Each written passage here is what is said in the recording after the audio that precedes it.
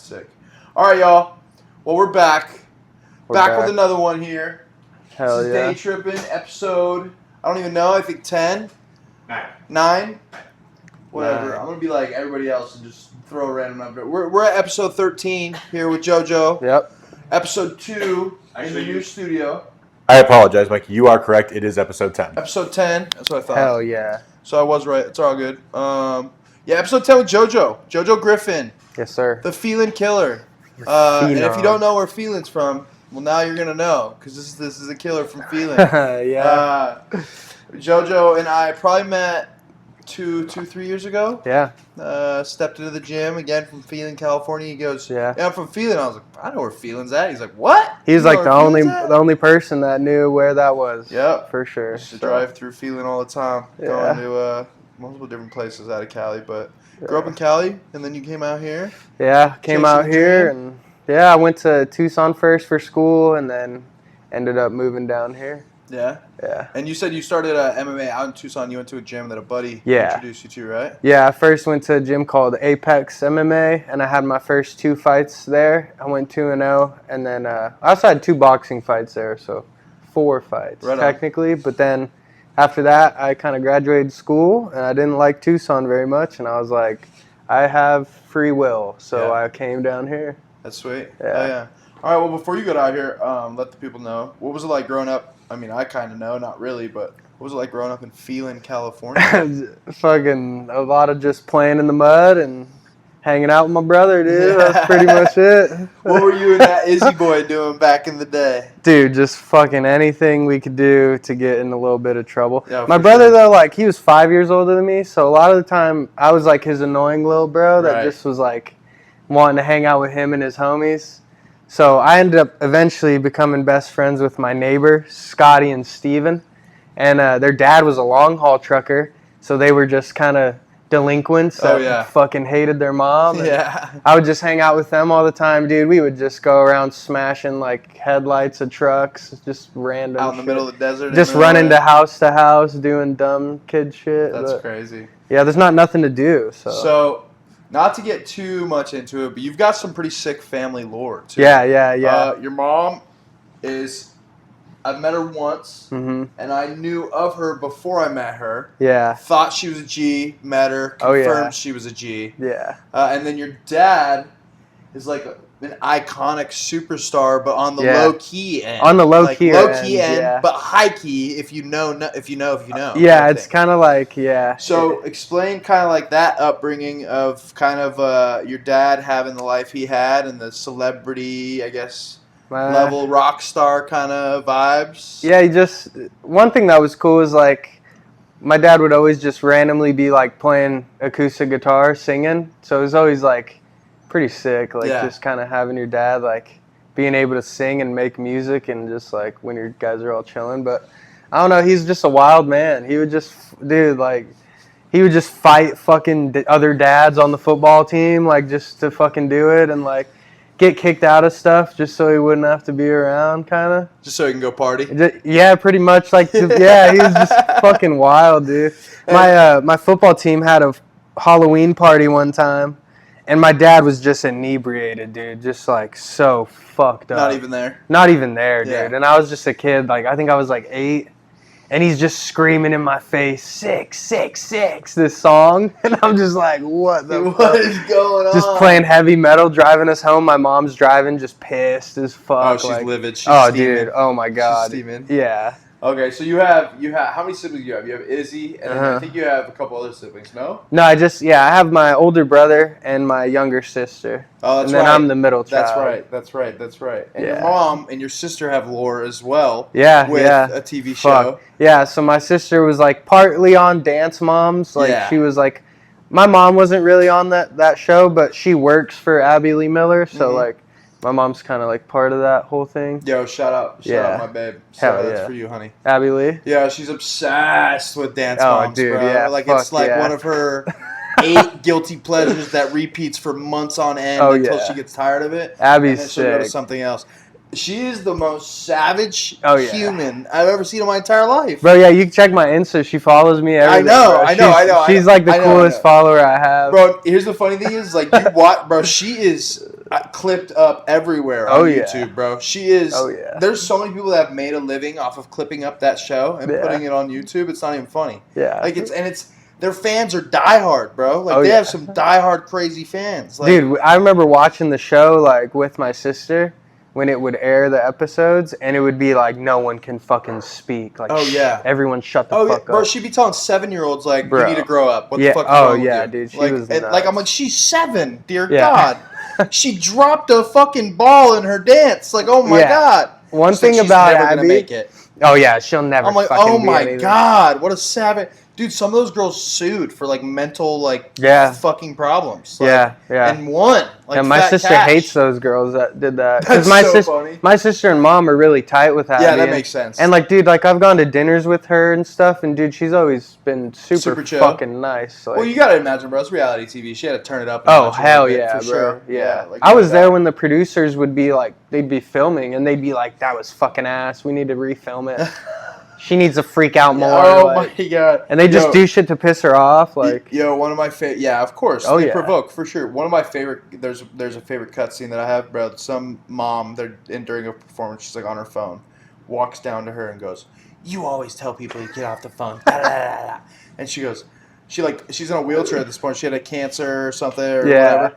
She literally just looks at the lady like, oh my, like is so appalled that the lady came up to her.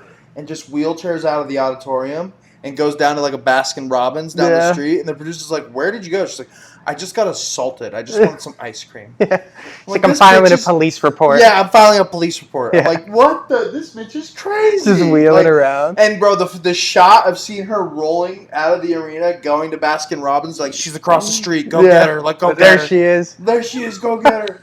I know exactly what you're talking about. Oh my God, it had me so weak, but yeah, that's so funny. So your mom and your sister were a little bit a part of Dance Moms. Your sister danced, and now she's doing what she's doing. Your mom, what is she doing? What is she doing nowadays? She still works for Abby Lee? Yeah, so my mom works for like the diocese, the Catholic Church. It's like all of San Bernardino, like the biggest organization. And then she does like the work for Abby as well, kind of like another job. Little side thing. Yeah, because she does all the like shipping and handling, all her merchandising, like all that stuff. Which is probably still. Oh, dude, yeah, we got like crates of just still merch. Pumping, I'd imagine. Oh yeah, she gets still tons of orders. That's fire. Yeah. All right, so going back to your dad. Yeah. I can't remember exactly what he did, but I know he wrote the intro song or the soundtrack of some hit show, correct? Yeah, that 70s show, okay, that's what I thought. All right, he sang the theme song and wrote the theme song as well. So he's still getting residuals? Yeah, but like believe it or not too much. Like No, like I've seen some literally like $10. Like, yeah, not too much. Cause I feel like it had something to do with I can't remember. Like it was only when the episodes would like get aired on actual TV. That makes sense. And I think now it's not really like aired on TV. It's more so on streaming platforms or and YouTube stuff. And stuff. Yeah, and he doesn't see anything from like Netflix. You know what I mean? Tough. Well, they also had a huge drop off in that show when the main guy got accused of like sexual assault or something like that. Yeah. So that's when it got dropped off of like. Yeah, FX my dad and all knew that kind of stuff. the whole cast, and dude, he said that's awesome, man. Yeah, he said Ashton Kutcher was the biggest bitch he's ever met. Yeah, that's believable. Yeah, I've heard that a lot. He said he's fucking hated it. I've heard that a lot actually. Yeah, and that makes sense. You look at him, you go, yeah. Like the guy hosted Pranked, bro. And believe it or not, he said the guy that was the rapist guy was actually pretty fucking cool. So which one was the rapist guy? What I forgot his name. He's got the fro. He played Hyde in the show. Yeah. And he also said the old man. Mexican dude. Or is that no. That's the same show. But the old man, Red, my dad said was also really fucking cool. Red? Yeah, the old guy. Oh, the dad. The dad, yeah. Oh, the cranky ass dad. He said that guy. Red Foreman. Yes. Red Foreman. He said that guy was really fucking cool. And his wife is so funny, sweetest. Said she was very sweet. Yeah. My dad said she was very sweet. All right, I know. Danny Masterson. Yeah, there you go. Pretty much everyone was cool. Oh, that's the guy that. Yeah, that guy. He's like a predator. Yeah, so he had a whole bunch of like sexual assault allegations. Hollywood, bro. Like I guarantee you, there's 2 on every set. Like, yeah, fuck yeah, I mean? 100%. After the shit with Nickelodeon happened. Oh, Drake Bell. Oh, it's terrible. Bro. Drake Bell just finally saying he's. You know. Bro, and I remember when that stuff was happening. It was all like John Doe, and I was like, damn, like I wonder who. Yeah. And then 10, 15 years old, I was Drake the whole time. Well, he was always slaying pussy in the shows, so I was just like, couldn't have been him. But he's also not gay. He was just getting completely abused for the entire time. Like, God, dude. Well, and it was like kind of like a perfect storm in a sense too, because they isolated him from his dad. His mom didn't really care. She was happy with the fame and the money, so she would let him go do whatever he wanted. So instead of driving home, he would just stay at this dude's house. Yeah. And he didn't have a car. Dude didn't want to drive him home. He's like, all right, well, I guess I'm staying in this hellhole. Yeah. Like, jeez, bro. Brutal. Yeah, It's funny, actually. They did a podcast not too long ago, Drake and Josh, kind of rehashing like all that stuff. It's like 2 episodes, 4 or 5 hours of them just talking about everything. And I was like, jeez. Yeah, that's some nostalgic ass shit. Did you watch it? Absolutely. Yeah, I need to watch that. All 5 hours, 2 episodes. Could you imagine being those guys though at that time? Like that show took off so hard. Bro, that show was generational. That show didn't matter where you lived. I'd watch that show just fucking all the time. Yeah, I would watch reruns. Well, then Drake went on tour for music because he was like singing and stuff like that too. He still goes on tours. And stuff. It's crazy. Yeah, he. I think he probably made. I mean, I don't know the contracts back in the day, but you would think he probably made more money doing that show than he has probably in his entire life touring. Would you like to find out how much money he made? Sure, let's see. Yeah, he definitely. Let's see how much child labor laws were broken. I bet he made more money from the show than though. How much do you think they're getting paid for that show? Dude, I don't know what like a normal salary would be for being on the show. Let's say you're an actor on a hit show. Oh my God. That's not accurate. That can't be. That's probably current rather than what it was at the height of his fame. But also, like JoJo's dad, like with the residuals and stuff like that, they screw people on those contracts all the time. Of course. All the time. But I'm even saying like child labor. I wouldn't be surprised if homie's getting like $50 a day. Yeah, fuck, who knows? Yeah, I mean, definitely like $1,000 a week. Yeah. Maybe making a minimum wage and his salary. Mom's just kind of putting it in like a college savings fund. account. So he made $15,000 per episode, and there were 60 episodes over 4 seasons. So it was a total salary of $900,000. Yeah, that's like $1 million. Yeah, and this was also like early 2000s, and they probably weren't investing any of that money or any of that kind of stuff. No, probably not. His mom was actually probably spending it from like the stories that I've heard. My dad had $1 million record deal, and he spent all of it. Yeah. Isn't that wild how you can just spend that? Here's spend it all. Here's the thing. Let's break that down. And I'm not too deep into the knowledge of this shit, but $1 million record deal isn't $1 million check. Let's just get that squared away real quick. It's a loan essentially. Yeah, it is. It's a loan. Yeah. With taxes. And it's like, let's see how much this album is gonna do. And it better blow $1 million out of the fucking water. Right. And guess what? Everything over the top of $1 million, you're not getting. You're only getting $1 to every $10 that we make. Well, also the music video is on your dime, and you don't even know that until after it's already produced. Yeah. It's all alone. And he was signed to Geffen, and they were fucking huge. They signed Nirvana, so like they definitely had bands. Yeah, they had the money. Yo, so did your dad save any of that money? Fuck, I don't know. I don't think so. Like we didn't fucking grow up like he did, so true. Probably not. But what is he doing now then?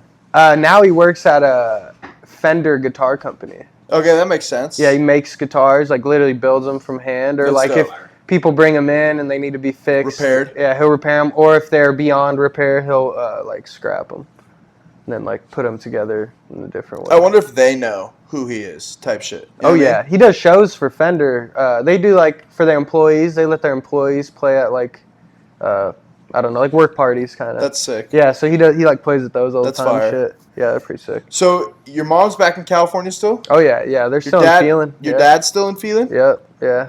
And they're still together? Yeah. That's fire. Yeah. They made it through all that. Bro. That's fire. Even growing up, like your mom with Ivy Lee, your dad is a rock star. There was days I'm like, dude, you guys even like each other? Yeah, like what's going on? What the fuck? I'm gone for 5 days. That's like awesome, no one gave a fuck. That's so sick though. Like just knowing the opportunities or what the possibility of opportunities that they probably had. Yeah. At the time that they were doing that shit, no cameras, no YouTube, no social media. Yeah. Your dad was probably doing things none of us could ever experience nowadays. My mom actually, she was his PR like lady. Oh yeah, she would write. She had to fucking clean up all his bullshit. Yeah, of course. That makes all sense. She would write. There was a story he got like in a fight at a bar, had a big black eye, and he had a show that week. and they didn't want it to like get blown out of proportion, so my mom like made up a story that he fell or something, put it in a magazine.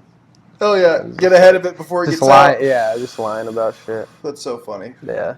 So did your dad ever tell you about like Hollywood parties that he got to go to and shit like that? Dude, honestly, he's never told me anything like that. He's very secretive about it. Like someone. And he's very like it scarred him so bad. He probably saw some shit. Bro. Oh yeah, bro. He's told me like certain things, not necessarily like about any meetings or parties or in-depth things, but he's gave me vaguely like, hey, this stuff is real. You should probably like. Well, at the time that he was like at his peak, from what it sounds like, is the same time that Diddy was doing all those parties too. Oh, so fucking probably. So even if my dad met Eazy-E actually. So even if your dad wasn't at any of those parties, he probably had friends who were like, bro, the stuff that they're doing. Yeah. Oh yeah. Yeah. Well, even if he wasn't at those parties, let's call those the S tier parties, right? Even the A and the B tier parties at that level, in that time, at that echelon of rich, still are. Things that we'll never experience. My dad he'd go to these nice restaurants and stuff, and he went to dinner with Will Smith.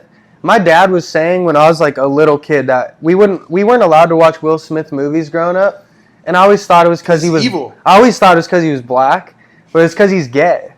My dad's like, no, he's fucking gay. Like when we were like years ago, he was telling us this, and then like all this stuff with Jada Pinkett comes out, and then he like gets, you know what I mean? Yeah. And I'm like, he's definitely probably gay, and my dad's been saying it for like 20 years. Wild. He's like, I don't like Will Smith. He's gay. I saw him with a guy at dinner this year at this restaurant. He's gay, and I'm like, I don't think so. But yeah, it's like I think he actually is. You also can have dinner with a friend that's a guy and not be on a date with him. Not according to Todd. Fair enough. Yeah, not according to Todd Griffin. Nope. No. Nah, he's gay, dude. Look at him. He's fucking ordering a I remember salmon. my dad thought my brother was gay for like a 2-year period. And he was like, because my brother had a friend who was a wrestler, just this whole story. But yeah, my dad was just like, you think your brother's fucking gay, man? I'm like, I'm 5 years young. I was like 10. I'm like, no. Fresh off a line, dude. Like, fresh out the bathroom, like, yeah, he's gay. He's I thought fucking about gay. it. I know he's gay. He's gay. He does that wrestling It had me shit. thinking, I'm like, damn, is fucking my brother might be gay? Fuck. You're like, nah, dude, he's just going through puberty, bro. Yeah, Give him a break. No, literally, yeah. He's like 16. Yeah, bro. Yeah. He just felt his balls drop, bro. Relax. Yeah, he just found out he likes girls. Yeah, bro. dude. He's actually not gay. He was in gym class and saw a girl almost take off her shirt and fucking got peckered up. Dude. Yeah, Relax. exactly. That's hilarious, bro. Yeah, Todd is a fucking... So where does your brother stay? Is he in Phelan? No, he lives in Cali. I can't give his whereabouts because he's... He'd be all mad? Well, yeah, he's going through the certain thing with like a fucking stalker. Oh, right now? Oh, yeah. Really bad, dude. Oh, wow. So I'm not going to say where, but yeah, he lives in, I think in Cali. Yeah, he lives in Cali. Potentially in Cali. Yeah. Possibly. Yeah. It's a big state. Not in Phelan, though. Definitely not in Phelan. Yeah. Well, I would hope that your brother would get out of Phelan. Yeah. That we would all grow up and get out of Phelan. Oh, my God. I don't even go back home, dude, because I feel like a grasp on me when I go back home. Dude, the anxiety. I'm like, oh, my God. The anxiety I get when I go back home, bro. Like, I fucking can't. And there's nothing. Well, yeah, for you, I at least lived in Corona, dog. I can go to the beach. I can go to the mountains. Yeah, it's like... You get to go to dirt or some more dirt. Yeah, or McDonald's. Or McDonald's on the corner of the dirt. Yeah. That's fucking... Or go run at the fucking high school track. You might as well go to Vegas if you're going home. Oh, yeah. Yeah. 100%. Yeah. Yeah. Might as well just stop. Be like, I don't fucking go home, dude. Heading out. I go home, I lose my mind a little bit. I hope he makes it into the frame. Come here, buddy. Yeah, that's actually sick. Oh, that's so badass. Oh my gosh. He will not be in frame. He did walk by. He's in frame. No. This is not He's in frame. This is for me to make sure that you're not fucking doing stupid stuff and getting out of frame. Oh, okay. Got you. That is not what's recording on there. Oh, okay. Right. Interesting. That is what we talked about, which is that. I love it. I just am fascinated by him. He's a little tiger. He's a little Bengal tiger. I love cats. So Alex has a little Bengal tiger cat, and he has shelves that lead up to his eating area, and he's totally just munching about, I'd say 3 yards over my head, over my right shoulder. We can show that real quick. Yeah, he's high up there. He's kind of a man.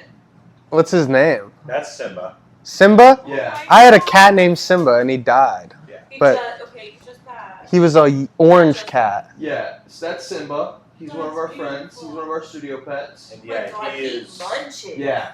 He's getting a mouthful. He's getting after it. Yeah. Simba's a sick ass name. Now here's the other thing: is I can put him in the other room with the other animals.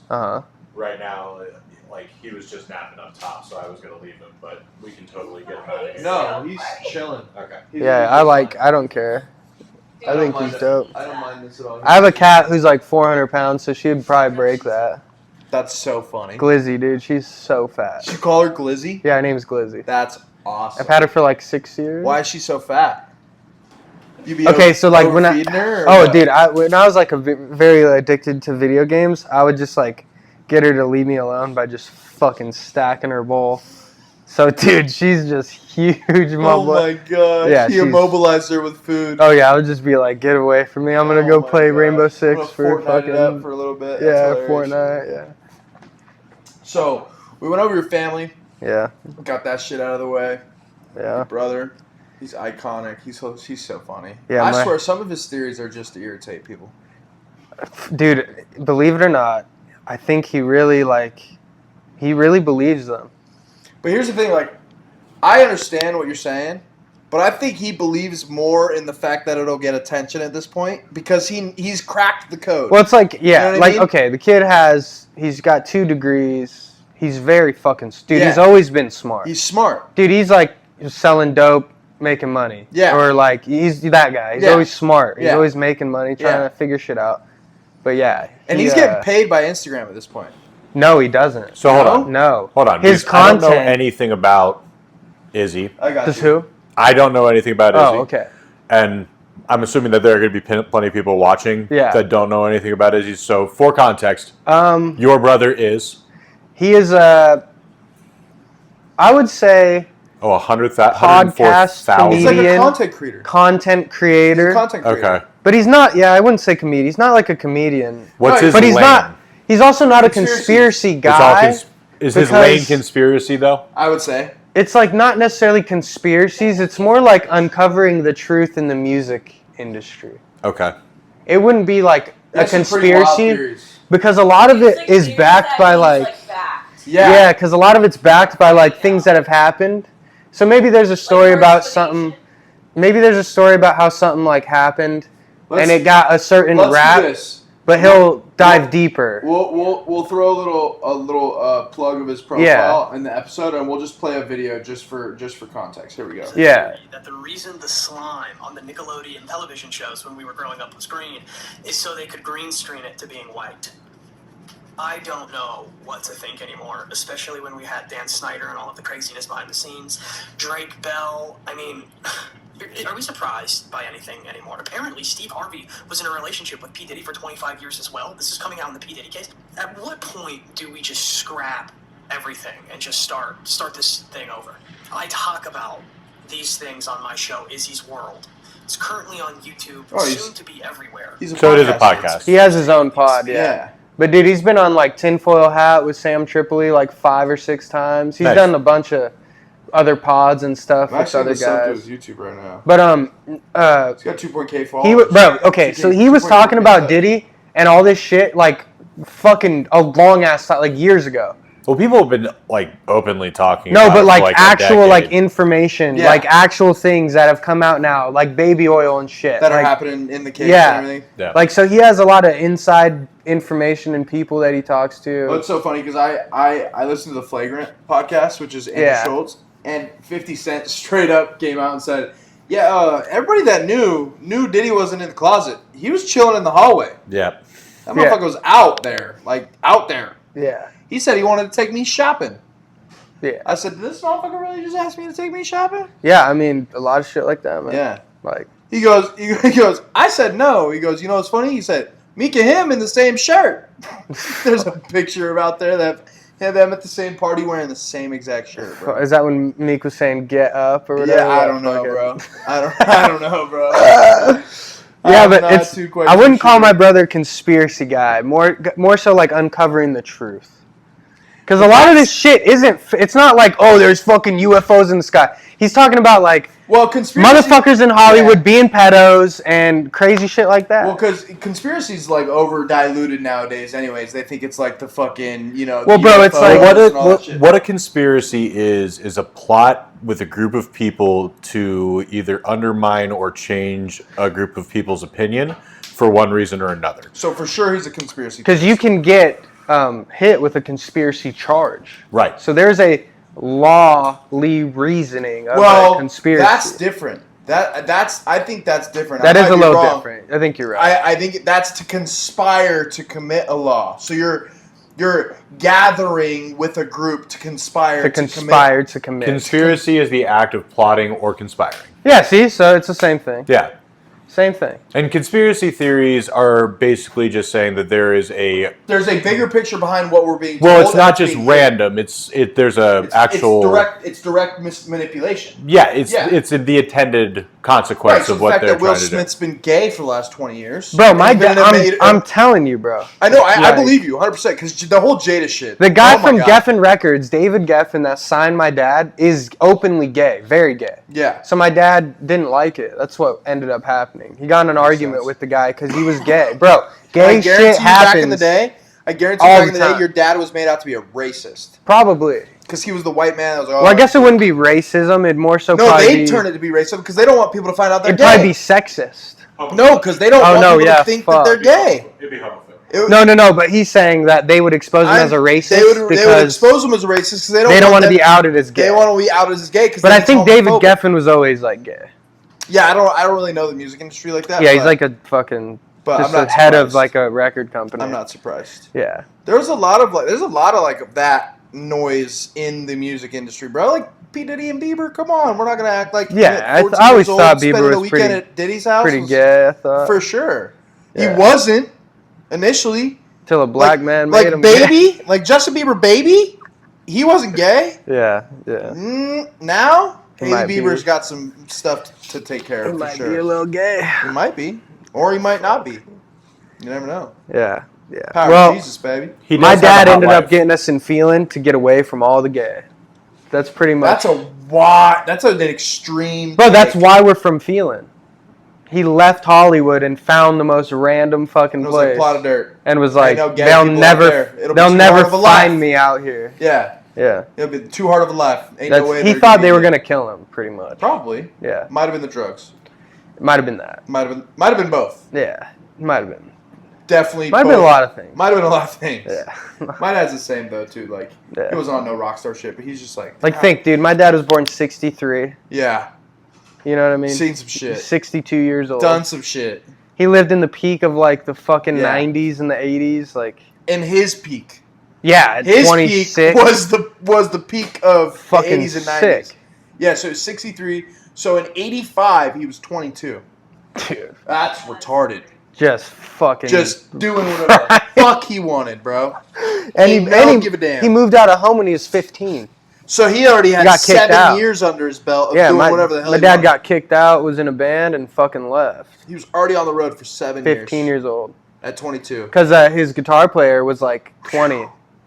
So they were already a couple years older. So they were already 30, and he was. They were already drinking, and my dad's 15 in a band, the lead singer. Oh yeah, but he was yeah, but he was having a good time. Yeah, that's lit. That's so funny. That makes so much sense about growing up though, dude. You know what I mean? Like his personality makes so much more sense knowing your dad and your mom.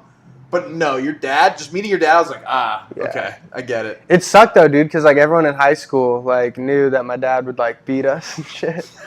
So it was like, oh, don't go hanging out with that boy. He's a problem child. Him and his dad be fighting. Yeah. You might catch a stray from his dad. Yeah, fuck. You might catch a stray from Papa Griffin. I mean, dude, I literally got kicked out of like a school district pretty much because of my dad. Really? Yeah.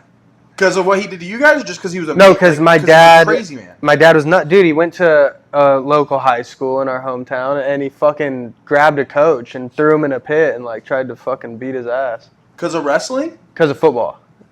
Because he was mistreating my brother.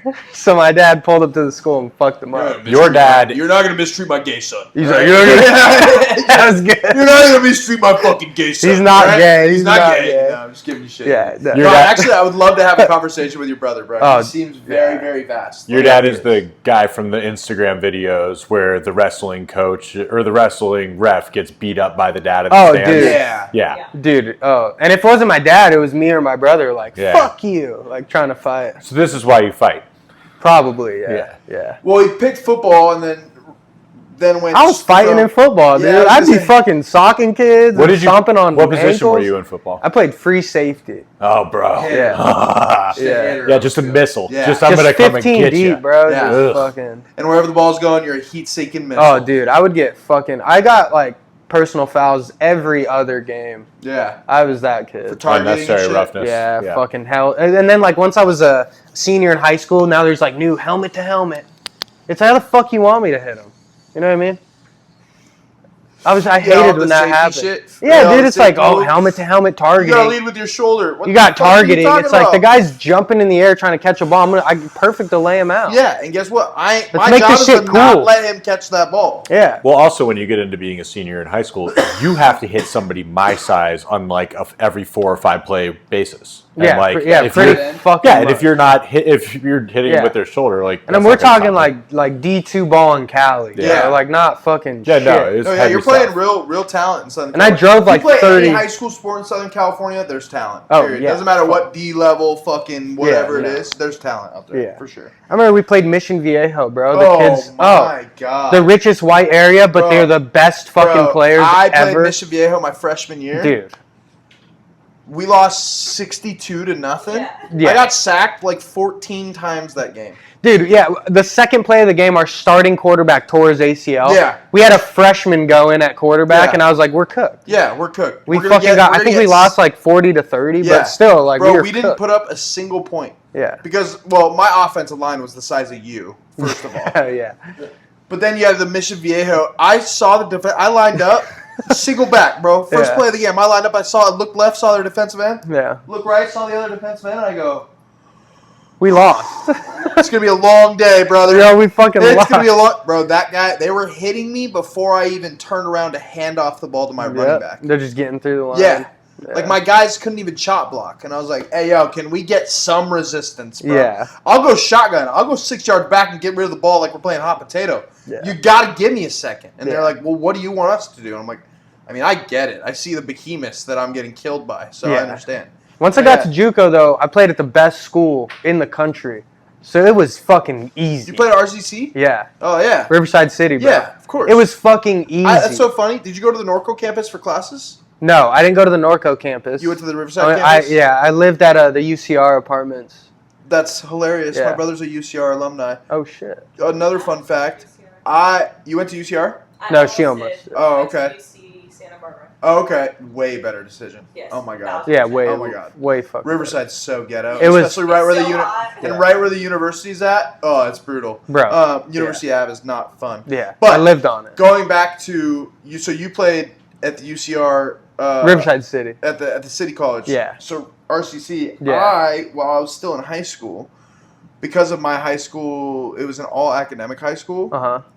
I was able to go to Norco College because my high school was on the Norco College campus. Yeah. So I was able to go to get college classes and then still go play high school ball at my home high school. That's sick. So like my junior and senior year, I would go to school at 9, leave at 11:15, and go to practice at 2:30, and that was That's my entire super schedule. sick. Yeah, it was sick. I'd pull up to school at 9 o'clock, sleep in, because I wouldn't have a first period. Yeah. So and we had block scheduling, so it was 1, 3, 5, 2, 4, 6 on opposite days. So I'd have my fourth period or my third period, and then I'd have to play a sport. So my fifth and sixth period were blocked off because I'd have to leave school. So I'd literally go for one class, have lunch, and then just go home. And I would just go home for lunch. So it was like, bro, I literally, my junior and senior year I would go to one class a day. That's sick. And then Fridays I'd have 2 classes because it would be 1 through 5 or 1 through 6 or whatever. Yeah. And then I'd go back and travel, and I played at Centennial.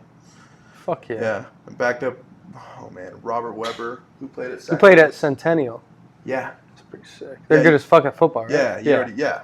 The Huskies, right? Yep. Yeah. And then I played, so my junior year I played there, and then my senior year I went back to Corona. That's fire. Yeah. That's good experience.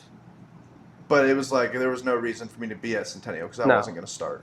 I was similar, bro. Like, But we had 5-star guys at every single position. We had O-linemen going to the SEC. We had all of our quarterbacks going to SC, Oregon, UCLA. I was like, bro, I'm going to freaking I'm going down the street if I'm lucky. You know what I mean? It's like Centen modern day. They're the best fucking Yeah. schools. The Saint best Mater Dei, St. John Bosco. Bosco, yeah. And then you've got that team up north that they always go and play against. There was one at De La Salle, probably. De La Salle. Yeah, that's who it is. Yeah, you already know. I was similar in high school, but I would just leave. I'd go to one class and leave. Just dip? Junior and senior year, dude, the AD guy on our football team, equipment guy, old Mexican guy, he would just leave the gate open and be like, yeah, see ya. I would just walk out. I'd just be like, fuck it, I'm out. We had some dope security. I was 18 my senior year at my school. Yeah. My security used to smoke cigarettes. So at lunch, he was like, hey, bro, can you run down the street for me? I'm like, I got you. Our security was... throw me like $15. Yeah, our security was the football coaches. Like, the proctors were the football coaches. So it was like, funny. This is sick. That's so dope. Yeah. That's dope. Yeah. Also, Riverside City. Dude, do you know there's, like, very, like, haunted fucking history at that school? Yeah. Like, extremely occulty. It's super old. Like, occulty stuff. Like, bro, there was always, like, weird statues on campus. So I'm, like, looking at, and it's literally, like, Satan. Do you not know about the history of Riverside? No, I know about that. Yeah. But do you know that the Zodiac Killer had his first victim at Riverside City College? Yeah. And there's a desk that he, like, wrote under. Yes. And it's in the vault there. Yeah. And it has his, like, handwriting, and it says, like, this crazy shit and this, like, pattern. Yeah. And he killed a girl on campus. Yes. And that was his first fucking victim. Yeah, bro. I think that's all, like, bro. I think a lot of our here's a conspiracy theory that me and your brother maybe could talk to. I think a lot of our publicized, like, serial killers were, like, man-made. Oh yeah. Like FBI made. From MK Ultra, a lot of stuff. 100%. Yeah. I mean, dude, the guy that shot at Trump, you go to his apartment and there's nothing. There's nothing. He doesn't have silverware. Not a fucking sink. And then there's a phone being pinged. You're going to say that this guy's an extremist, but he doesn't have a lick of social media? He doesn't go on the internet. How is he an extremist if he doesn't go on the internet? You and I both know that that kid was on the fucking internet. Right. There's no... Yeah, the kid was in a BlackRock commercial. Yeah, there's no way. What do you mean? What's the history of Riverside? Like, I know it's occulty and stuff, and I know there's, like, a lot of, like, super, like, secretive stuff. A lot of the Inland Empire was, like... So, from my knowledge, because we're between San Diego and L.A., it was a lot of, like, the early mesh of people trying to get out of those areas, and it was kind of culty, like a little culty, from what I know. Because I know if you walk around Riverside, there's literal, like, a lot of, like, secret things that you can see. Downtown Riverside has, like, a lot of speakeasies and, like, a lot of and, like, weird statues that represent, like, deities weird little and shit. Weird little statues in parks. Yeah, dude, City Hall, bro. I had a whole trial at their City Hall. Oh shit! Super super funny story. And I'm glad I have sunglasses on to tell this story. So I had broken my prescription glasses back in the day, and I had jury duty. And so my only glasses that I could wear that I could actually use and see were my prescription sunglasses. They happened to be aviators. So I walk into this courtroom for jury duty this day, and this lady judge, we're going through it, and I'm trying to give them the answers that I know for a fact are going to be long and drawn out and get me out of there, get me off of this jury stand, right? Yeah. The opposite effect happened. They loved my answers. They never took me off the jury stand. So I ended up having to get summoned to do this case for jury duty. It was like a lemon law case. It was a car case. Anyways, long story short, comes a point during the trial where I'm looking, and I'm low-key falling asleep, like every other day, falling asleep in this trial, no doubt. And I'm looking at the thing, and there's this little prompt up or whatever on the or whatever, and she goes, "Mr. Lang," and I'm like, wake up, I'm like, yes, Judge. Like, I'm like, what the fuck are you talking to me for? Like, we're going over evidence. I'm just a jury member. What are you talking to me for? Yeah. How long are you gonna sit in my courtroom and wear those sunglasses? And I go, oh, I got her. I'm fucking light bulb. Yeah. I go, well, Judge, with all due respect, I am a jury member, and if you want me to like analyze this evidence appropriately, I need to wear these glasses. And she goes, well, what are you, blind? I go, actually, I am, and I don't have my prescriptions. They're actually broken. These are the only pair of prescription glasses that I have. So, again, if you want me to analyze the evidence and make a good judgment on it, I'm going to need them. Yeah. She goes, bailiff, get his sunglasses. So I go, here you go, brother. Yeah. Fuck it. Brings her the sunglasses. She puts them on. She goes, all right, bailiff, give him back his glasses. And I put them back on. I go, anything else, Your Honor? She goes, no, we can resume. I was like, got her, big dick the fuck out of her in her own courtroom. I was like, hell yeah, dude. So funny. Fell asleep 5 minutes later. I was just like, bet, I'm in the clear. What courthouse was that? Riverside City. Oh, Riverside. Yeah. I had to go to Redlands one time. Oh, that's brutal. Yeah, it was fucking terrible. That's brutal. Saw a kid from high school in there. He's like, what are you here for? I'm like, oh, just like a traffic violation. I'm like, what about you? He's like, oh, I'm here for like a robbery case. I was like, oh.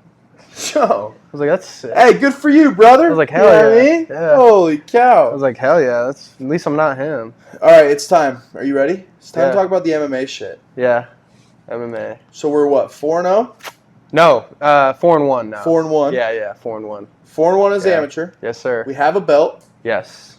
Are we going to defend the belt soon? Yeah, July 26th, I believe. I'm fighting in Great Falls, Montana. Are we defending the Fusion belt? Yeah, defending the Fusion title. I'm the champ. I'm the king out there. So Yeah. I'm going to put this guy's I lights just gave him a little. You saw that smile when he said that? Yeah. I saw that smile. I'm the champ I'm out fighting there. a kid. He's a pretty tough kid. Where's he 3-1.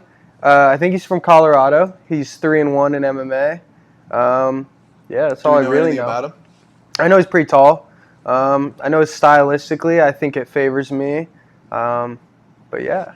Is he a ground guy or is he a stand-up guy? I think it's important to kind of know that like we're doing mixed martial arts, so it doesn't necessarily matter what he's done per se in his other fights.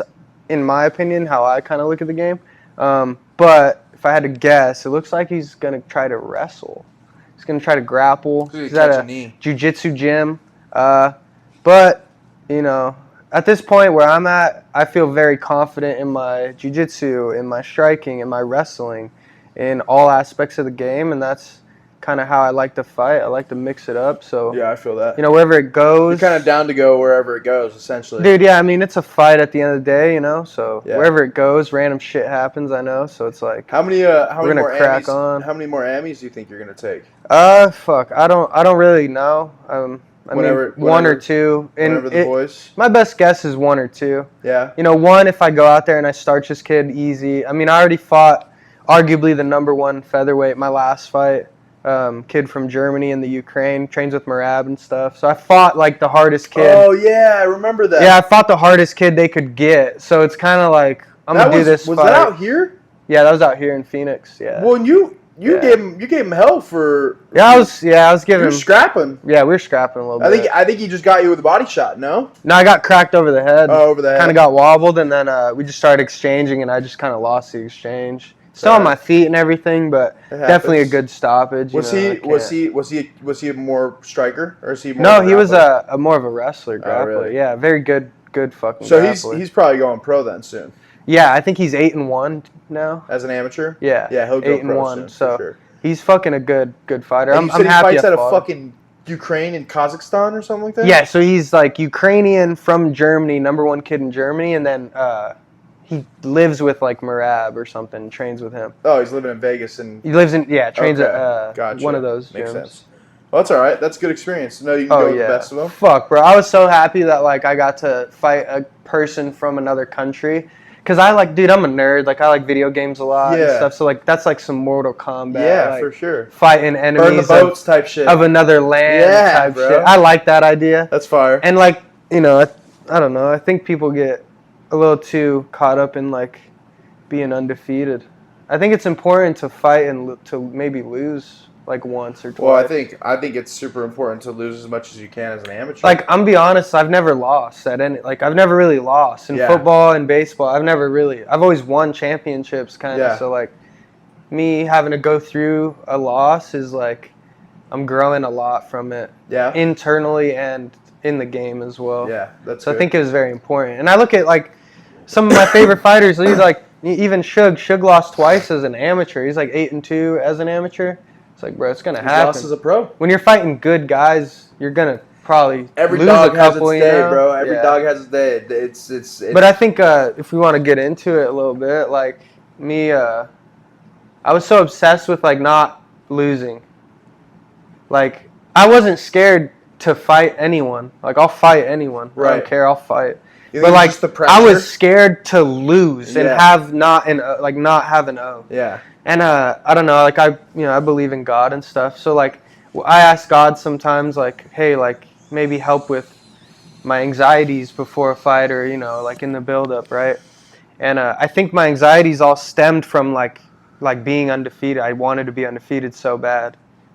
And now it's like God kind of took that away. Now it's like, bro, you have literally nothing to like to lose or to be afraid of or to have anxiety over. Like now I look at it, I'm like, bro, I like doing it. Now you can turn that anxiety as kind of like a fuel source of exactly. Of like if you're having the jitters in the back, like bro, I've been here before. No, but that's the thing. And if I lose, I've been there before. Yeah. Like now there's no unknown. I feel like I'm an interesting case because I feel like people may read me as he's very nervous right now, but like I wouldn't say I'm nervous or getting the jitters.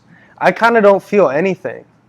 I just kind of sit back there and I don't really feel anything, and I just get quiet, and I think people think that's me like being anxious, but I'm just kind of like trying to like if I'm looking at trying to lock in. Like if I'm sitting back there and I'm like, okay, we got 2 more fights and then me, and I look at this wardrobe, like I'm just kind of like trying to be that in that present moment. Like right now, I'm looking at this wardrobe. I'm not in a fight right now. Right. I'm going to be in a fight. You're going to consider and we know I'm going to be in a fight. Right. But not at this moment. Is that one of the things that Tim has worked with you on? Is like your pre-fight, like? Oh yeah, 100. Tim's very good at talking to us in the back and stuff. And Sean is like so Sean too. Yeah. When he comes out, and it's one of the scariest parts about him. Sean's helped me. Ice cold. Yeah, Sean's helped me a lot. Like, and particularly when I fought in Montana the last time, like. I wasn't really nervous or anything, but they could tell I was just kind of like quiet and just kind of there. Like, so I feel like they may have seen me as very nervous or something. But what he says is good, like shit. Like talking about Tim? No, Shug. Oh yeah, Shug's given such good advice in terms of handling those feelings. Right in that moment, in those moments. Yeah, I feel that. Well, I don't know if you watched the Tim and Shug podcast that they did the other day, but they were talking about on the Redhawk rehab. Yeah, and Tim was talking about how Sean was like that before Tim and him got together. Him and Tim got together because like he's just got that mentality. Yeah, Shug just knows how to handle it very well. Yeah, and I feel like at the point I'm at now, I know how to handle myself now. Yeah. So it's like I just can't wait to fight again because I know like.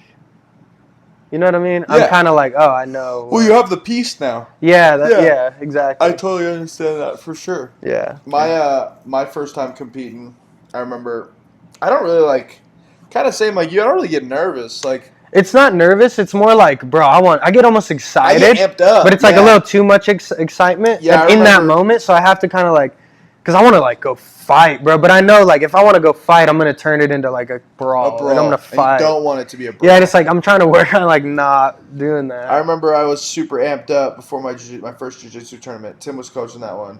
I think he might have coached my second one too, but that was embarrassing. I don't remember that. My first one, and I was super amped up right before, because you've competed in jiu-jitsu before. You go into the pit, they draw your name, and then you go onto the mat, but you have to like wait for that match to be over. Yeah. And then you kind of preload into your match. Yeah. So during the wait of the match, we were behind the mat, and he just comes up behind me. He goes, "Hey, just be where your feet are."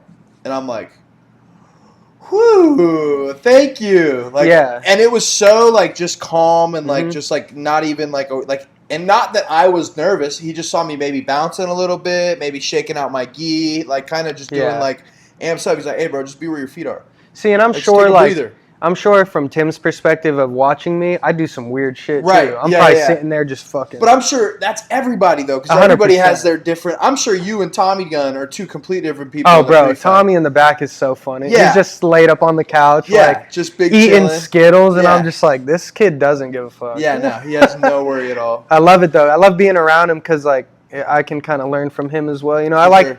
Taking, you know, like I think it's from the football background. Like, you know, they always kind of preach like be a sponge. Like, yeah, for sure. So I take shit from like I watch Tim or I'll watch Shug and then I watch Tommy and I'll be like, okay, even Ezra, like just guys that I really respect in the game. I'll try to be like, okay, like this is kind of what they do, and then approach it and how would I handle something like that? You guys have a unique environment too, because I don't think most fighters are like a team, and you guys are an actual team. Yeah, where you 100%. Work together. You support each other. You go in corner for each other. We go travel for each other. I'll ride for my boys any day, bro. Like I was just about to say, I think we didn't have the luxury a few years ago of having this kind of big of an MMA team. Right. It's kind of dope to see it grow into. Ironically, the timing of the new gym too is like we're getting a lot of good bodies in that MMA program now. Yeah. Like, you guys had not even close to the amount of quality bodies you had 6 months ago. Dude, it's 8 cool. months ago, It's like I feel like I got in at a perfect point. Yeah, like, for sure. I kind of got in. There wasn't many fighters, and I could kind of help, like, build the team in a way too. Yeah. Just being around. And just like, the camaraderie and stuff like yeah, that. 100%. Sure. Dude, like, I think, Danny, JJ, Joe Perez, all those guys were there even before like me. The OGs. And I felt like I've known them for a long ass time. So it's like, bro, the fact that that little core group's been together too is so important for and I think gym. that's gonna make like the world of a difference. Because I was talking to, I can't remember who, but like, not that everybody's going to make it. Statistically, that's impossible, right? Yeah. But you have so many high-level skills in the room, like Danny's boxing or JP3's kickboxing. Oh, yeah. Or, Ezra's fucking grappling. JJ's pad work. JJ's pad work. You got JJ's David Clay's, David Clay everywhere. David Clay's just David Clay's a monster. But, like, so much individual excellence as well that I feel like because of your guys' relationships, let's say one of you guys, God forbid, doesn't make it, right? Yeah. You're going to be able to, whoever does make it, he's going to be that much better because of that person's skills who didn't make it because they're so good with their X, Y, and Z. Like, and I like, my goals are obviously, like, I want to be a professional athlete, like a professional fighter. Whether it be the UFC, like, I'd love to be in the UFC, but, like, I'm realistic in a way where, dude, if it's anything to where, like, I can live my dream, I'm going to do it.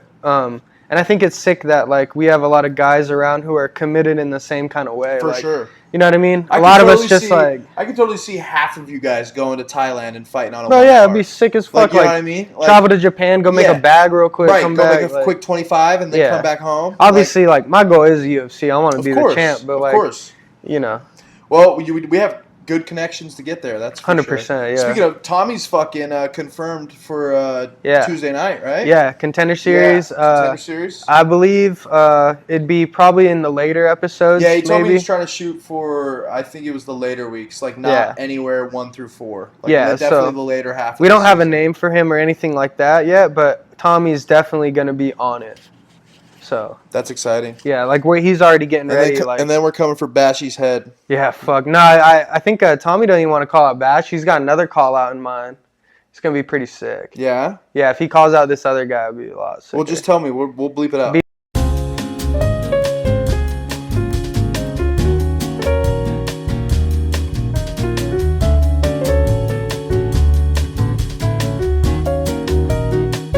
So, anyways. Yeah, I mean, that makes sense. That's a dope call out, too. I love that. Because he'd kill him. Yeah. Yeah, he'd fucking kill him. It's kind of weird. I see Tommy beating some of the top 15 guys in the featherweight division. I do, too. I think I get rounds. I think Tommy can go out there and sleep Bryce Mitchell. Is that a wild thought? No, it's not wild. I think I get rounds with literally a top 5 featherweight right now. Like... I get to spar him. All right, let's go through the featherweight rankings right now, just off the top of my head. So the title's going to be Volkanovski. Volkanovski's the champ. Yeah. He just fought. Mikey, let me just pull up the actual rankings. Yeah. Pull those up because I think Tommy sweeps at least one person in the top 10, if not top 5. I think he beats someone in the top 5. So we've got Volk as the champ. Yeah. Diego Lopez. That's a fucking crazy fight. Lopez versus Tommy. Ilya, who is now vacated, right? Yeah, Ilya's out. Yep. So don't count Ilya. Yair Rodriguez. Yair. Okay, Tommy's literally told me he sparred Yair. Back in the day. Tommy takes Yair down. No, back in the day, and Tommy said he would cakewalk Yair. And then the next guy is Mobsar Evloev. That'd be a hard fight. He's a fucking... He's a grappler. But, you know... And then Arnold Allen. He's a hard fight. He's a banger. That's a banger. He's a banger. Brian Ortega. Tommy probably fucking sleep Brian Ortega. I watched Brian Ortega highlights yesterday. He's getting this morning, He's getting fucking slapped, bro. He gets hit so much. He gets hit a lot. I love Brian Ortega, but dude, like, but he also has a chin. He's got a fucking. He's chin. been in wars though. We can't say he has a chin. Bro, he's anymore. from Cali, so I love him. I know. He's from our part of Cali. Yeah, he's a SoCal motherfucker. Yeah. Soreño, I think. Yeah. He's sick. Yeah, he's LA cat. But God, bro, fucking gets hit. He's higher the sock, higher the fool. You know what I mean? Oh yeah. And then it's Lerone Murphy. Lerone Murphy, he's a good fighter all around, but I think Tom could probably take him. Aljo. Tom could fucking take out Joel. He'd eat a knee to the fucking Josh chin. Emmett. Josh Emmett's That'd be getting a slept. banger. He's getting slept. You think he's getting He's slept? 42 years old. Yeah, that's true. Tommy is fucking sleeping Yeah, him. dude. The older you get, the harder it is. to Dude, stand Tommy on hits this. me, and I'm telling you, bro, he's sleeping Josh Emmett. Gene Silva, That'd be a hard fight. be a hard Tommy fight. thinks he'd fuck Gene Silva up. and then Yusef Zolal. That's a hard fight, though. He's Yeah. getting fucked up. Yeah, all the rest of those guys are getting. The rest are getting fucked. Dan Ige is just a $50,000 paycheck waiting to happen. I think Tom could be. Who was that in the top 5 that we thought? There was one in there. Max, Diego, Ilya. Who Ilya's not even in there. Okay. Yair. Yeah. Top 5. Tommy gets in there. You think Tommy gets a title shot in 4 fights? Yeah. 5. The 5th fight might 5 fights. I'll give him 5 fights. Because if I look You at think other, he's that good on the I haven't seen Tommy on the bro, ground. he's that good. I don't know if he's because I don't obviously. In my opinion, His fight time doesn't a lot for people to go to the ground with. in my 'cause opinion, he's killing people. In my opinion, I think he's that good. That's dope. I do. Really good grappler. Really? Bro, I can't. 'Cause I know I he's an can, all-state wrestler in Montana, right? bro, he was like 58-0. That's savage. He wrestler? and he was like partying, Yeah. Wild. Yeah, he was like an all-state. drinking, and then like beating fucking Tommy's people a up. wild motherfucker. Yeah. No, bro, he's the wildest. We call motherfucker. him Tommy Gun for a reason. Yeah. Like That boy's I'll say off the this. hip. That I'll boy's say off this, the bro. hip. Like I like fighting and shit, but like I don't like to party. He likes to fucking Bro, party. I've bro. ran into Tommy in Old He is Town fucking- Scottsdale, and he doesn't even remember it. He's I'm a fucking well dog. aware. Me and Bebo have ran into him. Yeah. THC at all the stops down in Old Town, and we'll go be I at will the gym say, the next though- day. Tommy will be at the gym. We'll be like, hey, bro, what's up with last night? What do you mean? We saw you at the hot chick. Oh, fuck, dude. I'm sorry. Yeah, I was gone. He's an Yeah, anomaly, we bro. know, but But I will say, kid's been super fucking dialed since his last fight. Since his last fight, no party. here's Tommy's thing. If we, and I feel like this is with our whole team, if we can just keep everybody relatively healthy, Yeah, we'll be good. It's just you guys are a bunch of maniacs. yeah. We got to keep you guys locked in the cage sometimes. I think we're just not yeah, the octagon cage, because Yeah. then you'll just start fighting each other. yeah. I think it's a lot of like we are a young team right now, but like, dude, we're getting a lot of guys turning pro soon. Like, it's gonna be sick. All at the same time. Yeah. You might see like a reincarnated version of like city kickboxing. How the Izzy boys were going 4 or 5 guys on the card. That'd be legendary. I would Imagine love you guys to. got all booked in Vegas under a Shug card, and you guys are like the first 4 fights of the night or something like that. Bro, that'd be so sick. Put a Redhawk Academy on a UFC event. That'd be I would so not sick. miss that for the world. No.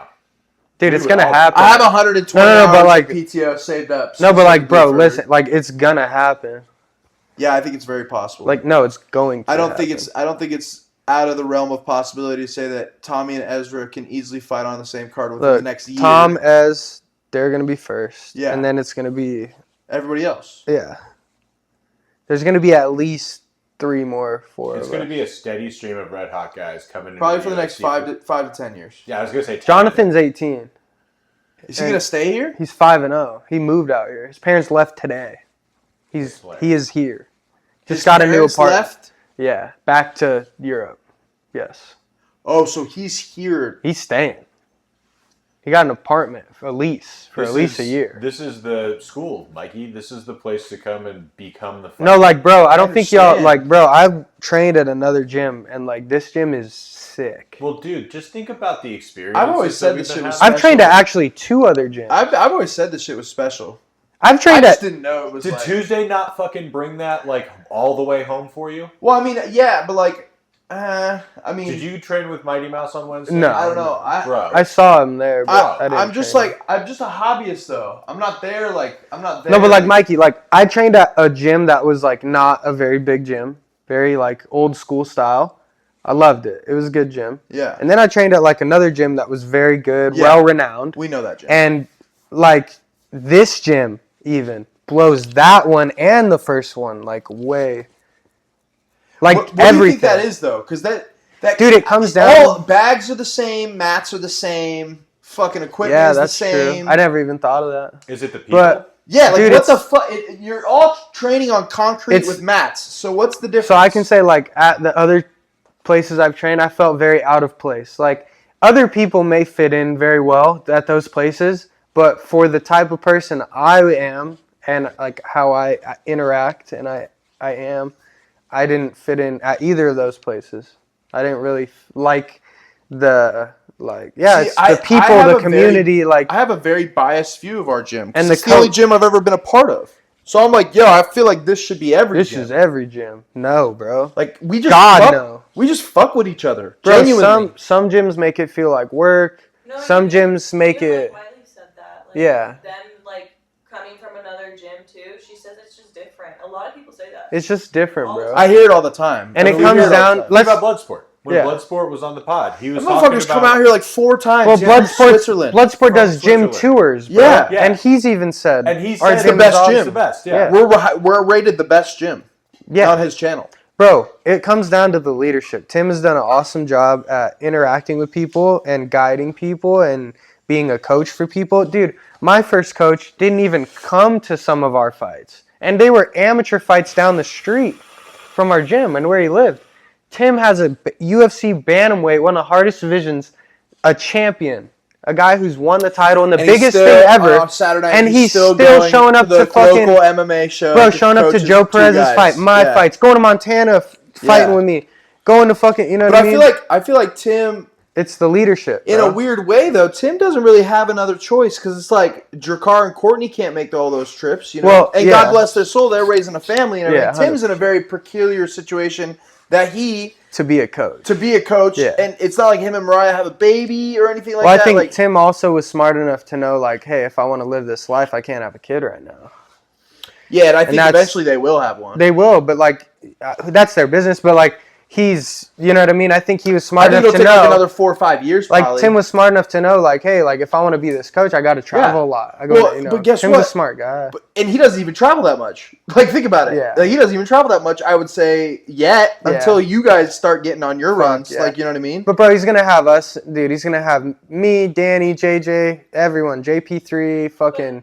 He's gonna have all of us that are gonna be able to travel for the guys, too, with the guys, you know what I mean? Yeah, with the guys. Yeah, and that's like my end goal. He's really like creating it, that's like not creating, but like the leadership is so well that he's helping like build like even more role models for other people. So he's building more leadership because the gym, not necessarily role models. The gym is still a baby gym. He's thinking for the next 50 years, like what's gonna happen when. Well, he was already talking about the location in Montana, buying the place where who's the other fighter that's on the podcast? Joe Riggs. So Joe and Tim on the pod this past week were talking about buying Riggs' old gym and rehabbing it, and like I think having to be like a Redhawk 2.0 and have Riggs go out there. Yeah, I think that eventually Tim franchises Redhawk and/or for sure. The branding's incredible, right? No doubt. It takes it other places, and like it's just a matter of like when one of you guys finishes your career, and when Johnny is a black belt, and like he's like, all right, I'm gonna send you guys no doubt. Well, dude, I've always said I've always said my goal, like I wanted to be a coach too, and I wanted to be a coach because there's coaches I know of that haven't ever fought. They've never fucking fought. And I was like, I ain't gonna be that guy that is coaching people something that's never fucking done it. Right. So it's like, bro, I'm gonna try to. There's not one exactly. of those people at Redhawk. The people in gi in our classes all compete. The people in no-gi compete in no-gi. We have a fight team. Like everyone at our gym's competitive, and I feel like that's another thing that separates us. Is like a lot of gyms, there's people, a lot of our hobbyists are even competitive. Yeah. Like I feel like too. It's just a high level gym. We're just we all, for whatever reason, most of us, and I can't even include myself because I haven't been competitive in over a year, but most of us are going to compete, if not once a year, regularly. Well, you've even competing one time. That's more than a lot of people. Well, I've competed twice. Oh, then there you go. Yeah. That's more than a lot of more people, bro. Yeah. Like, and I should have a goal. So technically, you've competed in jiu-jitsu more than even me. I've only competed once in jiu-jitsu. Yeah, you did no-gi, right? Yeah. Yeah, I did 2 gi tournaments. See? Yeah. Sick. Yeah. Like, and it's fun, bro. Yeah, dude. And yeah, like you know me, like back in the day, it's gonna be sick, bro. The competitive shit is still so much fun. It's gonna be sick when it's gonna be sick when you're coaching our kids. Dude, that's what I'm saying. Like, it's gonna be sick when When like me imagine and fucking JJ Sullivan can go. And you guys have a kid, and we had Sullivan and your son on the mats, and you're teaching him striking, and you're doing jiu-jitsu still together. When me and Jay can go corner an upcoming amateur and fucking, you know what I mean? Yeah, like that's gonna be sick. And we're pros. I got our career going. That's gonna be cool. Yeah. During our podcast that we did the other week, we were talking about you and Tommy running one of the MMA classes, and we were saying, bro, that'd be so funny. Well, no. It was a day that you guys did it. Yeah, we did. When I was in the gym, I saw you guys like running. I think it was Danny's class or JJ's class. Yeah. And like it was like, how awesome is that for those kids? Like to have people that are actually like having active fights, coaching them on. Yeah. Well, that makes me think about. There's a kid that idolizes you and Tommy. And he comes out here. I think he lives in Montana, and then he comes out here to train or something like that. Am I right? Canyon. Yeah, Canyon. That's his name.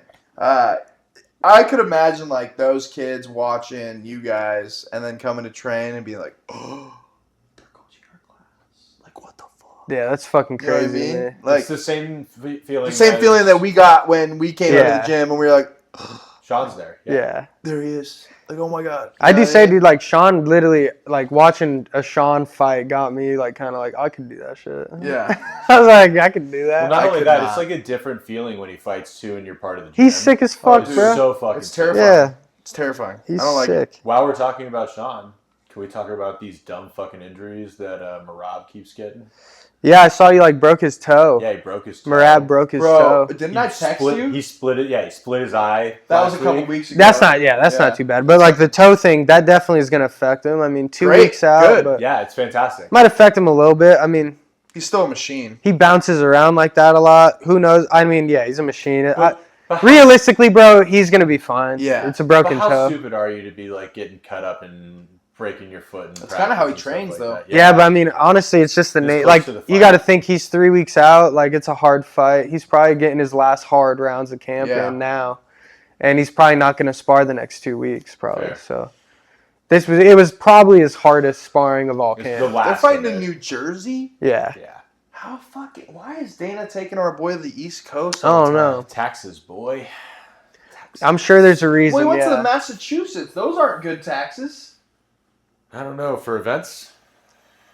What do you mean? Well, there are different tax codes in each state. Well, I know, that's what I'm saying. Are you saying taxes for the UFC or taxes for for promotions are different in each state. Okay. So like where they put them on is dependent on like how much money they're gonna have to end up paying and things like that. Right. Yeah, so if you're putting Suge on Boston, which is notoriously high taxes in Massachusetts, wouldn't Suge get taxed more? No, because Suge gets paid in his home state. I think Suge's gonna. Yeah, are we sure about that? Yeah, because Suge's a resident of Arizona, so he pays Arizona taxes. So he doesn't have to pay taxes on, let's say, a Vegas. I think he does. I think he has to pay where he gets contracted. Yeah, to get paid. I think it's where. I think so. I think sucks. That's what I'm saying. Yeah. Which didn't make sense when some fighters won't fight in certain places. Why don't they have taxes in Texas or fights in Texas and Tennessee? There's no tax. You know what's funny, and you know what's so funny about this is John Jones is notorious for fighting at Madison Square Garden. New York? Yes. It's so expensive. Why would you go and get paid $1 million there to get taxed 60%? Is that why there's no UFC in California, basically? Probably. Because there is. Well, there is. It's like once every 3 years. They do Anaheim. But like they sometimes go to Anaheim. Like 54% on anything. They used to go to Anaheim. That's the Ducks. Well, and because right? because they only do arenas. So sometimes the locations matter too, because they won't go to any like baseball stadiums or football stadiums. They only do arenas. And will the Forum even let them do UFC there? Maybe they used to, but they've probably outgrown the Forum. Probably. So the only like available options were the Anaheim Arena, which hosts the Ducks, the Honda Center, and then now they have the Intuit Dome, which is where the Clippers play, which is where they just had a card, I believe, or they're going to have a card this year. They just had one. They just had one. Yeah, it was like while the fires were going on because they were talking about maybe. Right. So they had the Intuit Dome show. So, yeah, I would imagine I would only want to take fights in like Vegas, Florida, Tennessee, Texas, and Suge's. Do they do fights in Tennessee or Texas, though? They definitely do fights in Texas. There's been fights in Houston multiple times. Okay. Austin, no. Austin, probably, I would imagine. I don't think so. There has to be an arena. I don't think there's an arena in Austin. Dude. There definitely is an arena in Austin. Austin. For what? Well, it's the capital of the state, so I would imagine that there's an arena there for the University of Texas. Maybe for their basketball team? Yeah. I don't know. But maybe is it big enough for the UFC? I don't know. I don't know. I don't know. Let's find out how many. I think Suge's gonna knock him the fuck out though. I hope so, man. Are we doing a watch party at the gym? Probably, yeah. This be a sick night. Bro, yeah. What? We're gonna watch that shit. Probably just project it on the wall. Yeah, we have to. I'll fucking watch it. Yeah, it's way bigger. Definitely Way more Just gotta accessible, make sure people too. keep it clean. Of course. But yeah. But we do a good job at that anyway. Well, I'm saying, yeah, we do a good job. Yeah. Maybe visitors may not. The Moody Center. Well, that's why you don't have visitors. Members only. Shit, true. I mean, that's how it should They be. always do that. Yeah. Yeah, it we've should always. just be I remember when we had the one when he fought Cheeto. And remember when Dustin Poirier fucking knocked out Saint Benin? That was the sickest that was moment. so sick. That was sick. And we went viral that night. We went you remember bananas, that? We went viral that night. Yeah. The fucking excellent MMA channel picked us up and posted. All of us just watching Suge kill going Cheeto. That was crazy. sick. The Moody Center in Austin, Texas is 15,000 seats. Not big enough. How many do you need for a UFC fight? 18 to 24, I'd say. Okay. But you could have Staples Center in LA, and then is T-Mobile, which is always hosting I think shit. Staples Center is expensive though. Probably to rent. It's got to That's be. another thing too. Is I don't think California is very friendly when it comes to venues and stuff like that because they're California. I'll tell you what. There ain't nothing like imagine fighting. you try to book a venue in LA. Just any venue. How fucking nightmarish that would probably Well, it's be. also about like schedules. So like Right. when I was working for Levy again, Yeah. the Staples Center is one of their contracts. There are 278 events there a year, and there's only 365 days. Right. And you have to turn the Holy arena every shit. fucking time. Yeah, dude. over 200 events. That's Oh crazy. my Over God. 250 events every year. That doesn't even make sense because they have basketball games, which is well There were two events a day sometimes because they would have basketball. in Right. the Yeah. morning Now that's and then- probably cut a little bit because the Clippers aren't there anymore. So. But yeah, that's even crazy because you still have basketball games, which is probably 150 events a year, and then you got another 100 and something doing other shit, concerts and all that. There's nothing like fighting in Montana though. Is that fun? Oh yeah. Dude, how dope is Montana? Montana everyone loves fighting. Bro, Why? everyone in that town knows about the fights. Like it is a very small town, Great Falls, but like everyone knows that. Yeah. Like, everyone's going. Yeah. They're like a guy at the gas station, like, oh, I'm going to the fights. So do they all recognize you guys when you come into town and you're like going to get your snacks or whatever? And going I went get to the your shit? dispensary last time with Ezra, Danny, and JJ. And they knew who all of us were. It's pretty sick. That's dope. I went in there and I was like, oh, like, here's my ID. And she was talking about, she's like, last time you were here, you need a kid in the head. I was like, yeah. Yeah. I did. That's a factual Yeah. thing. And she's like, I'll see Bro, you I'm tonight. trying at to the go fight. out to one of those Montana cards. July 26th. I'm going to turn it up, bro. I'm going Who's to knock fighting? this kid out. Who's fighting other than you? Me and Jonathan. Anybody else? No. No? No. You and the British kid? Yeah. It reminds me of the time when literally just me and Ezra packed up and left and went with Tim and Shug. That was sick. It was just me, Ezra, Is Tim going out there Tim with and you guys? Shug. Yeah. This one's I think it's the state fair for Montana. That'll be dope. And it's You in should go Great check Falls, that out. so we're going to fight and then hopefully maybe get to like go. You should go do that. That'd be sick. You should spend a couple extra days. Just got to knock this kid out. 5 rounds. Bro, 5 rounds. He's not going 5 rounds with you. It's a 5-rounder. You better be working your ass off. Oh, dude. You better be training your ass off. You know It's me. different, dog. Nah, Bro, you know me, bro. I know. I know. I did a 5-round up there before. Have you? Yeah, when I needed Oh, the the kid in title the fight. skull. Oh, yeah, that's right. It lasted a minute and a half. Yeah, that's right. You're right. I'm telling I get in there, I get the fuck out, bro. We're getting in there. We're settling this right now. Hey, we're an independent contractor. We Yes. work commission only. We're working You know in what I'm there for a saying? short amount of time. It's like, dude, we're here to work. I Yeah. don't like working that much. Yeah, I feel So that. me and you gonna Trying figure to go this home out and in smoke. about 3 minutes. Yeah, we're gonna see who's. We really got about happening. 3 minutes to Yeah. find out if you Yep. want it or I want it. Yep. And hey, if you want it, I'm leaving. Fuck All right. it. You know Sounds what I mean? good. Going out on my shield, and we'll I don't give a fuck, bro. I'm going in there. We're gonna solve it real I feel quick. that, bro. I respect it. Not Yeah. trying to be here for a good long time. I'm trying to be here for. I mean, realistically, you know, I want to fuck this kid up for a long time, but you know, if it gets don't need hairy, to. if it gets going, I'm gonna get Just going. crack him on the chin a couple times, make him wobble, and then he'll want out. He'll I see did his say he'll see a way out. I did say you can bang with me if you want. Really? Yeah, I said Did that. you tell him? No, I said that after I need that kid. I was like, I'm from Phelan. You can bang with me if you want. In your post fight? Yeah. So hard. Pretty funny. Man. That's so hard. Yeah. I'm from Phelan. I bet you if people were to actually look up that, they'd be like, oh shit. Yeah. Yeah, they just see dirt. It's either dirt or a fucking blizzard, bro. It's either dirt or a blizzard. It's funny because actually, when you guys kept saying Phelan at the beginning of the podcast, I'm like, what the fuck is this place? I've driven past Phelan. I thought it was abandoned. Yeah, dude. There's dirt. It's not like paved roads. Dude, no, bro. It's just dirt. It's just like and it's just a bunch of like houses that are just like dropped in the middle of the fucking dirt out there. Yeah. You would think that just like goat farms or something. Maybe I don't know. think that they were inhabited for the most part. I thought most of them were probably abandoned. I can say it's like the hills have eyes. Phelan so many times, and I make fun of it every single time. It looks like a shithole. Yeah, it is. And the people look like the people from the hills have eyes. They do. Are you from Phelan as well? No. Okay. Hell no. I would not date a girl from Phelan. Okay. No fucking way. It makes sense that his dad grew up not grew up, but he was around Hollywood doing what he was doing. He was like, let me go move there. They won't find us there. Yeah. That's what I'm saying. Something fucking absolutely insane. Yeah. Had to happen. He was like, I'm going to go Anywhere. That doesn't look inhabitable. A lot of shit doesn't scare my dad. There must have been some dude who came up and just like grabbed his cock and was like, "Hey, buddy." Something and really. Your dad's like, "I'm getting the fuck out of here." Your dad was like, "Whoa, Will Smith, that's gay." Yeah, and that's why he hates Will That's Smith. fucking gay, dude. I'm out of here, bro. Yeah, and I'm telling us, get your fucking mans, bitch. I'm telling my fucking kids. I'm telling my kids, and we're going to Phelan. Yeah. Actually, we're not going to Phelan. You won't find us there. Yeah, actually, no. We're not in Phelan. But, dude, good luck fucking... If you want to go to my parents' house, good luck getting down the fucking road, bro. So, it's an actual fucking good luck.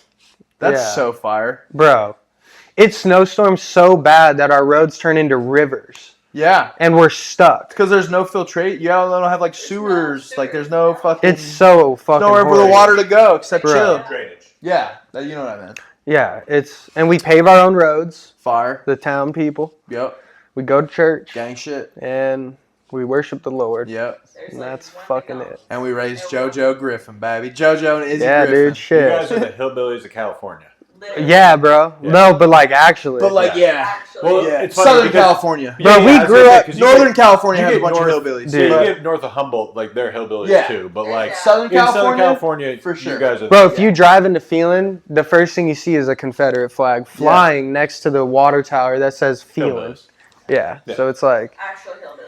Yeah. We had one black lady at our church. Like, there were hillbillies down the street. Listen, the South will rise again. Okay. So imagine this: you're the me. South will rise again. So imagine this: you're me, and I'm from Phelan, but I get kicked out of the school McDonald's district. Right down the street there, darling. You can go check it out. Yeah. But I get kicked out of the school district, so I had to go out of where all like the people I grew up and the white people into the hood school. So then I'm like in the hood school, but I'm from over there. So it was like I just had a weird experience. Yeah, this explains a lot. Yeah. Oh yeah. I knew this was going to be good because I know the lore. Like, obviously, we have to present it. They don't know the lore. Yeah, there's a lot of lore, I don't know bro. The lore. A ton of lore. I don't know shit about fuck. We've talked about this. There's fucked. What, Haley, where are you from? You're from out here, right? So I got me a classy girl, and she's from Hacienda Heights. Hacienda Heights, California. Little feeling boy came up, boy. She from the hills, boy. Hey, mom and dad got money. Yeah, shit. She got money. No. They in Hacienda Heights, they got something. No, so she was from like Hacienda Heights as a kid, like a baby, and then where'd you up move? Until till I was like 10, and then we moved to the high desert. High desert. Yeah. All right, so Hesperia's not too bad. So she's like, to me, I made it. At least it's not like Menifee. From Phelan, bro, I fucking made it. I'm dating a Hesperia bitch. I made it. You moved out here with your family. No. She moved out here with the Phelan boy. So how the fuck did you two meet? We met in high school. So you were going to ghetto school, which is also where you were going. Yeah, she was at ghetto school. She was at the ghetto school. Okay. Yeah. I was like the nerd, and I like had a 4.0. But she was smart as heck. The nerd of the ghetto school. Yeah, and I was popping Xanax in class. Hell and she was fucking and I was getting like, A's. didn't know who he was until my senior year. Smart girls always go for the dumb dudes. Oh, fuck, yeah. Didn't know who he was. Saw him as like a long-haired kid. Oh, that's when JoJo had the long hair too. Yeah, I remember the Just Instagram pictures. You're like, you were definitely a walking Xanax bar. Oh yeah. And you're like, I'm gonna throw my entire life away No, for this boy. she literally goes, that looks like a walking Xanax bar. I've never done drugs. That looks fun. Yeah, exactly. Yeah. Because you literally probably look like a walking Xanax My bar. parents Oh, were yeah. so scared. What, you graduated 2016, 2015? 2017. 2017? Yeah. Oh, yeah. That He was... was younger than me. I was younger than her. Oh, yeah, and you pulled the nerd. Yeah. The older chick. How Hell much yeah. younger than you? Just like Okay, 6 months. okay. Still, bro. Just I that did one that. grade, It don't just that matter. one grade. It don't matter. It don't matter. She robbing the cradle. How Yeah. old were you when you brought him home? She didn't bring. I took her out to Phelan. You want to know the truth? Yeah.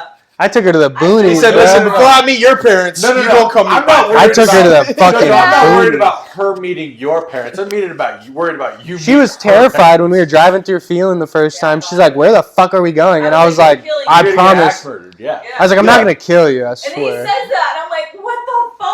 I was like, it's just what anybody would think driving through Phelan. And he says it. Listen, and I'm Bundy like, used to say the same shit, okay? Listen, Hey. I'm not going to kill you. maybe I was Promise. plotting and it was a failed attempt. Maybe. Yeah. Maybe that was the one. Maybe 8 that years was later. the one. The one that didn't get away, you know? Yeah. You know what I mean? Yeah. That's fire. Yeah. And you guys decided to move out here because of your football, right? I moved out here to go to college at U of A. Right. And then, and then I started fighting after that. And then I moved down here. I kind of went back home for like a week or two. Yeah, for a little bit. And then I And lived, we were staying at my and then I just house, was and like, we were like, No. no, dude, I watched an Arnold Schwarzenegger documentary on Netflix, and I was sitting on the couch, and I just like stood up, and I was like, I'm fucking leaving. She was like, what? And I was like, I'm leaving. He's Like, I gotta go do something. I want to go to Arizona. Yeah, and I came back, and I shacked up with my sister, stayed on her floor for a couple months, and then she saved up enough money, and then came out here with me. You got a place? How the fuck did you We find stayed Red? at my sister's on the floor on like an air mattress for a while. Hell yeah. Like, And then, a month. No, a little longer than that. Yeah, Like month and 2 a half. months, maybe. Yeah, but she's set. She good. Oh yeah, it was Yeah, nice. she And then chilling. we Bro, that night, forever, me and Sarah talk about that night all the time. Which Just one? so many different components of the night when we all went out Oh, for... yeah. Birthday, it was so fun. Was it your birthday? It was. yeah. It was your birthday. Yeah, it was my birthday. And your sister hosted us for the table. Yeah, at a Yes. fucking And club. Danny destroyed the entire corner of Yeah. the club. Yeah. Yeah. Dude, we talk about that night all the time. Yeah, that was fun. That was so much fun, bro. Just even looking like, bro, to think I'm like, bro, me and my sister come from knowing where we're from. I'm like, what the fuck? Well, y'all made it when you met Abby Lee Miller. Oh, I'll tell you that bro, much. like we didn't that know bitch though. put you on. And that's weird because like things just happen kind of. Yeah, was your sister just naturally into dance and she was good? So that's why Bro, you guys. she was such a good dancer. That's why It's you guys went to crazy. LA. Oh my God, driving to fucking. So, dude, LA. she even started in Doing that drive every day. Oh Tammy, yeah, my mom, dude. probably yeah. multiple times a day. She started dancing in our hometown actually, Tia, my sister. So she went from Phelan to like Hesperia, where she's from, and then to LA. So Yeah, like, you go from like she was oh, grinding. you're good, so you go to a better studio. Oh, A you're better good. one? You go to a Okay. better studio. Oh, you're That's how it good. goes, yeah. Abby Lee Miller. Gotta Yeah. go drive 2 hours to go to Yeah. practice. And dude, Abby fucking Tia was good, dude. And like Abby Well, loves Abby Tia. produced fucking. I mean, as crazy as the bitch was, we got fucking Jojo Siwa. So thank True. you, Abby Lee Miller. Yeah, true. I guess. Fuck. Yeah. Fuck, I mean, yeah. So wait, how did you find Redhawk? I actually, when I first moved here, I got a job at the MMA lab. So I was working there and training there on the pro team. And Tim and Shug would always come in. And I was obviously like a fan of the podcast and like of just Shug and Tim. And yeah, just like things didn't really work out where I was at. And I ended up just like going to Redhawk. And my first day. That's like right when we met. Dude, my first day at Redhawk, I went up to Tim. We had a couple words. Like, he's like, you just don't really fit in. And I was like, yeah. And I just felt so welcomed. I rolled with Bebo. Hard rounds. Got shown what, like, a good jiu-jitsu guy could do to you. And I was like, yeah, I'm going to stay here. Fuck Yeah. that. Fuck. I met you like your first week there. Yeah, like. Because I was you like, know. so where are you, like, what are you doing? You're like, I'm over at the lab. I'm like, how's that going? You're Yeah. like, that's why I'm here. I was like, fucking Yeah. hey, I that's was what I've like, been hearing. I'm going to come here, bro. Like, I've been hearing that. So which And- gym did you come in at? what do you mean? Like. The previous one. The Yeah. early Last stages one. of the previous Okay. one. Yeah, I came in. No, I actually came in the one. Kickboxing? Yeah, the kickboxing Really? one. Okay. I went there, and it was when the new one was first getting made. Getting established? Yeah, so I was doing stuff there with like Jimmy Dietz, Joe Perez, Danny a little bit, and there's another coach named like Shane. I think his name is Shane. Yeah, boxing coach. Shane was the coach. He's Coach Mike Libera's from homie. Okay, yeah, and Yeah. me and I would just like do stuff with Yeah, him, he's a spar boxer. him, And then eventually, like, we got the new one and shit. But yeah, I love it, bro. Redhawk's literally the best shit that's ever happened to me. It's the fucking test, dude. Yeah, it's my skill wise, the way I look at fighting, mentality wise. I've just learned and grown so much. You guys ever do like, and this is just out of my curiosity, do you guys ever do like video sessions where Tim will show you guys like a sequence on a video or like a defensive thing like on a video? Like, no. You guys don't watch tape or anything like that? No, but like I think Tim knows, like, at least I think he knows I watch tape because we talk about certain fights. He'll be like, hey, you should go watch this fight. So, okay, so he does give you guys kind of like homework to go watch. In an indirect kind of way. Like, I mean, at the end of the day, it's up to you. I could tell you to go watch something. It doesn't mean you're going to go watch it. Right, yeah. No, and I think that's kind of how Tim operates. Like, Tim knows, like, hey, this is kind of up to you. And I think this would help you. Yeah, and this is what it takes if you want to get there. I can drop this on you. Right. I always think, like, whenever Tim is looking at me and going to tell me something, I kind of, like, try to really pay attention to what he says and really, like, okay, I should go do that. Like, because I know, like, him doing that is important. You know? Right. That's his. He doesn't have to do that either. He doesn't have to do anything. Right. You know but what it's I mean? why he's such a great coach, because he's not going to give it to you. He's going to give you the opportunity to. Exactly. But he's also watching the tape and like where the important things. Well, I know because the reason I asked that question is because I know Ezra is an insane tape watcher, but he's studying all the time. I was gonna say, like, me personally, I'm always watching fighters I like, or like guys I think that I like their style, or we have similar reach or height or weight class, whatever. Without giving too much away, name some of those. Who do you think you have similar style to? I'm or length or whatever. Fucking nerd, bro. So like, I don't even really watch the UFC a lot. I kind of watch like Cage Warriors and like other shit. Like, okay. So there's this guy George Hardwick. I really like his style. I feel like we have a very similar body type and frame and reach. And this kid Luke Riley, I really like. He's another up-and-coming featherweight pro. He's really good. But guys like that, guys that I kind of have a similar... Those guys that you think you can go fight in the future? 100%. I'll go fight anyone. I think, they're probably a little bit ahead of me right now. Yeah. In any certain way. There's definitely You're still young, though, what, 25, 26? Yeah. Yeah. But I think one day, 100%, give me fucking 4 months. I'll go fight those guys. Once I turn pro, I'm going to fight whoever they tell me, so. But it's good to have the guidance, though. Like 100%, I know they're not going to put you in a fight that you don't need to be put in. No, yeah. That's why I'm super blessed, too, to have Tim. Like, Tim's the biggest blessing in my life right now, because I trust him with my fucking It's crazy health, how, you know what I mean? It's crazy how one injury is going to change so many fighters' lives. Yeah, 100%. Tim breaking his jaw. Yeah. It's sad, bro, and that's everyone's direction is different. If that's just the reality of the sport, man. It's fucked. But think about it. If he doesn't do what he has done since that point, none of this probably happens. 100%, yeah. Like if he was just like, fuck, if he didn't eat that bullet like the way he did, and just be like, all right, well, fuck, I'm gonna put all my juice into somebody else. Like, my time is gone, and whatever decision he made, you know what I mean? Yeah. I got to pay this bill or whatever the fuck it was. He doesn't put all of his effort into honing in on Suge and then opening his own jiu-jitsu gym and then taking on an amateur team and then bringing in coaches and then developing you guys. It's fucking so sick. But like him, he learned a lot from that. Like even Mariah says that. Like he couldn't speak. He couldn't speak. You have to give that man props. Like, for sure. Yeah. That's what I'm saying. That's super. I would have probably put a bullet in my head. Yeah. I think you couldn't talk for 6 months. Yeah, bro. That's half a fucking year using a whiteboard. Using a whiteboard to speak. Like, hey, I need to take a shit. I gotta fucking write this out, so I hope I don't shit myself. Yeah. That's fucked. You know what I mean? Yeah. Like, and then you're mentally how fucking crazy. I'm already like pretty close to the ledge, bro. It's very hard for me to like not fucking freak out, bro. And you're preaching to the choir, brother. Imagine if you could only think and you couldn't speak. I'd fucking lose it, bro. You're saying those millions and millions of thought have no exit for 6 months? Huh.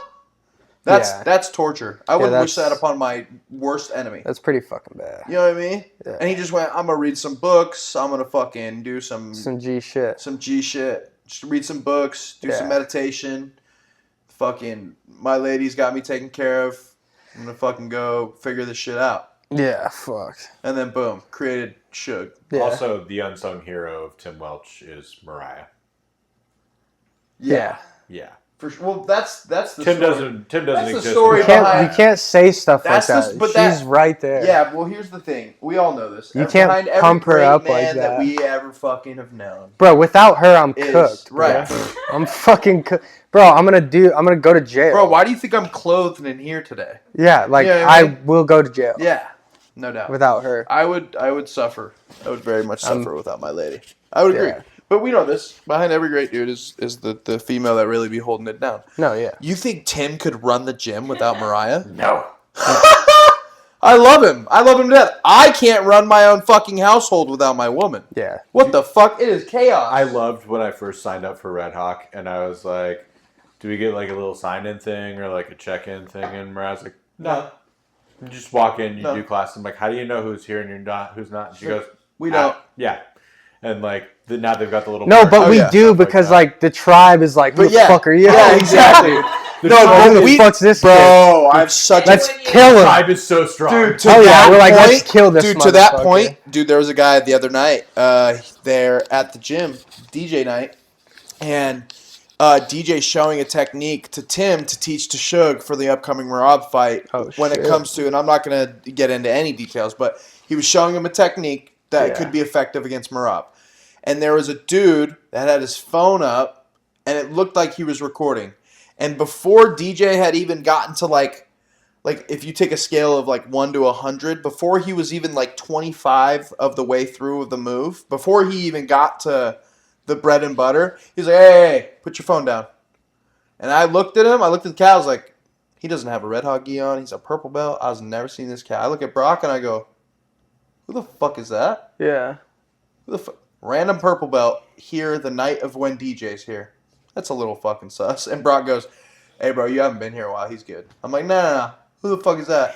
Brock's like, hey, bro, you haven't been here? He's good, I promise. I was like, why the fuck he's got his phone out? Like, what the fuck? I'm like, hey, dog, what are you doing? Like, so people just get excited. Yeah, but also, like, we're all super protective too. So if like we don't. The other night, dude, when Suge had some rounds, there's a lot of motherfuckers, and I'm just scanning. Like, I dare a motherfucker to pull a phone. Yeah, out. Apparently somebody was recording that night too, because Schmitty said something to me about like, hey, if somebody's got their phone, make sure you beat the shit out of them. And I'm like, all right, cool. Like, yeah, I believe it. Yeah. I don't know.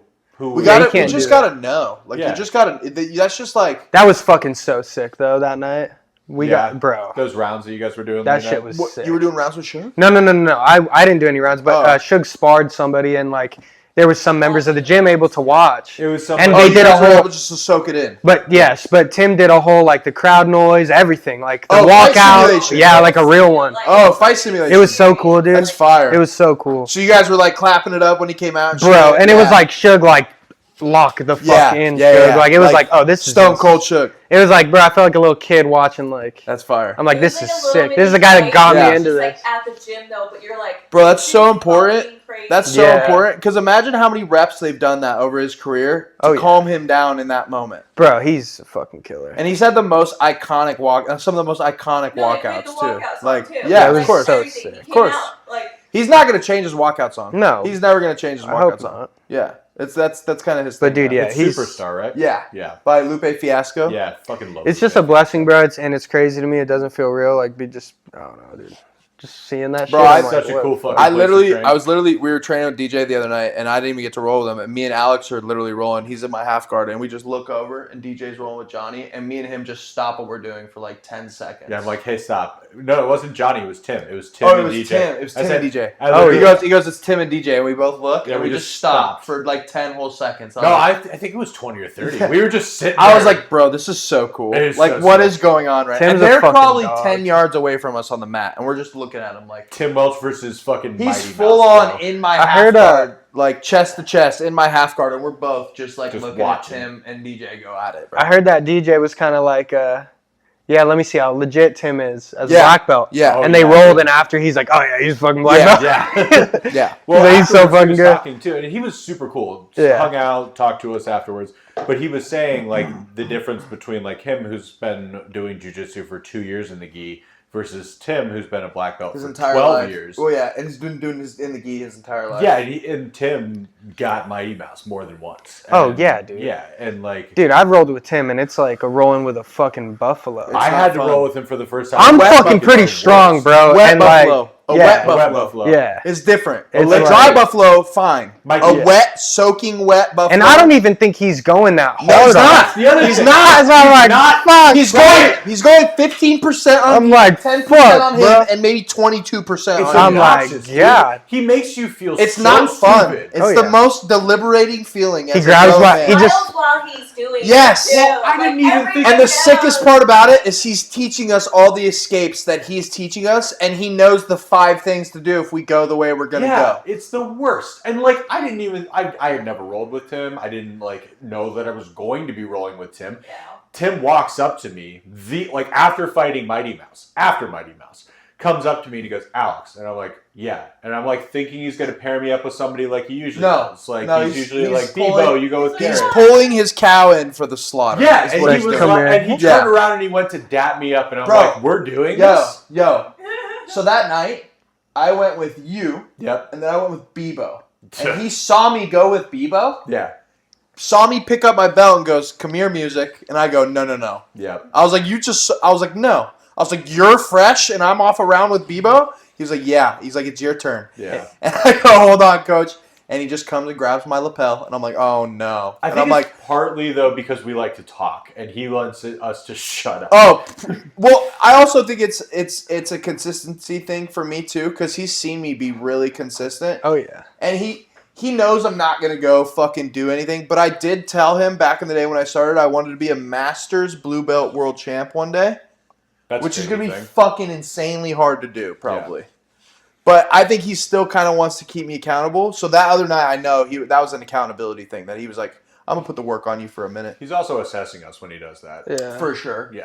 Yeah. And I've always one thing, and you know this because we roll a lot. I will go. I got a dog in me. I will die after the round is over. Yeah. You know what I mean? Like I will pick my spot to breathe, and then I will. Bro. But I will fight. And every time I roll with Tim, he makes a fool out of me. But I will not stop. I will go after him. I know I'm not going to have any success, and I will still shoot for a takedown. I will know I will have no success. I still try for a collar drag. I don't give a shit. It's what I know. It's the only thing I can do. Well, dude, that's what you're supposed to do. Yeah, and dude, it was so funny. He grabbed my lapel. I cross-grabbed his lapel. He goes, "Let me see that collar drag. Let me see it, Mikey." And I go, "All right, fucking here we go." And I got him to the ground, but there's no way I'm fucking getting on top or even trying to take him down. No. Dude, I reversed him.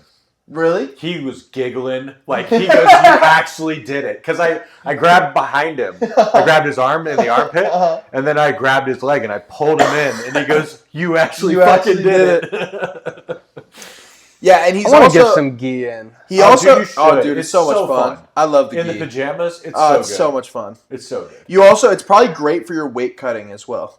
Oh, Maybe yeah. I'll get some gi in. Yeah, you should, dude. It's also after your no gi sesh, so it's probably a good cool down for you just to burn some extra pounds. Because you're putting the pajamas on after I you're don't have already to go sweaty. that hard, right? No. No, you can roll with Why? guys that are like Roll with white me and we'll belts fucking and- flow. Yeah. Just burn Yeah. some calories. Yeah. Me and Alex are killing each other out there. I just No. We fucking go hard started for about crazy. 45 seconds. Somebody gets the better position, and then we kind of flow after that. Yeah. Yeah. And I'll sweep him, or I'll They've been maybe- getting more competitive lately, but that's because you and I have been going more and more. Yeah. So it's like we're tuning things up a Yeah. little bit, but it's still like I had him in a triangle the other day. I tried to get it. I knew I was gonna get it, and we pretty much ended the round in Yeah. the triangle. Yeah. Like it was like, all right, we're not gonna get this shit, so we're just gonna chill here. Yeah. Yeah. And if I know you're in fight camp, I'm not gonna fucking. Because I don't really What am I gonna do, have. crank a Because Kimura on you? adding That's fucking gi retarded. would be hard. Because I have so much other training that I have to Well, do. so what is Add your another schedule? chicken What is your schedule? At least 2 a day. And that's a grappling and striking, Yes. or is that majority? so like, how does it 10. work? So Monday through Saturday, 10:30 pro practice. I have to do that. And that's with Tim. It's yes. It's with Tim, Drakkar, Courtney sometimes, Mark Martin, Okay. and So yeah. all that's- this. So all the best. it Yes. revolves then. The class isn't always the same. It's not Yeah, always so striking. Monday it's not we'll always... Usually, for example, Monday will be grappling in the morning. Tuesday will be cage wrestling, and then Wednesday is big glove sparring. Thursday would be a striking day, kickboxing. Friday, comp rounds again, grappling, like Monday. And then Saturday, sparring at 10:30. So Monday. So then it's like after that grappling. session, Mikey, whatever that day was, if that day was wrestling, then at night I can You do the go opposite. striking or like do a pad session or just kind of mix and match, which is nice because it keeps things not, we're not grappling every day 10:30, so it's like, fuck. Right. It switches. It's nice. So you guys are for sure grappling Monday and Friday, and for sure sparring on Wednesday. At least me, because I do the comp rounds Monday and Friday. So it's Right. like I'm going to grapple Monday and Friday with other black belts, brown belts, purple belts from other gyms. Comp classes. Yeah, they're guys from... comp classes that Tim's always had. Yeah, guys from a lab, guys from fucking Fight Ready, guys from Aries, guys, you know how it is. So, Bro, Monday and Friday are the best days in my opinion. With my open mat. I was there for open mat this past week, and there was a dude he said he trained at like Fight Ready for like a couple months, and then he came over here, and he's not like I think he's just a hobbyist, but he's like this chubby, curly-headed Mexican younger dude. He's kind of funny, dude. He's kind of funny. I think you maybe have rolled with him. I'm not quite too sure. I'm not sure. Are you talking about Jacob? I have no idea what his name is. Okay. He's a newer cat. And he was doing no gi, and we were doing open mat, and so I just took my gi top off. But I've realized, bro, when people go and train for a few months at other gyms, or they've trained at other months or whatever, they've trained at other gyms, they come over here. I'm like, you guys fucking suck. Yeah. Like, and I suck at jiu-jitsu.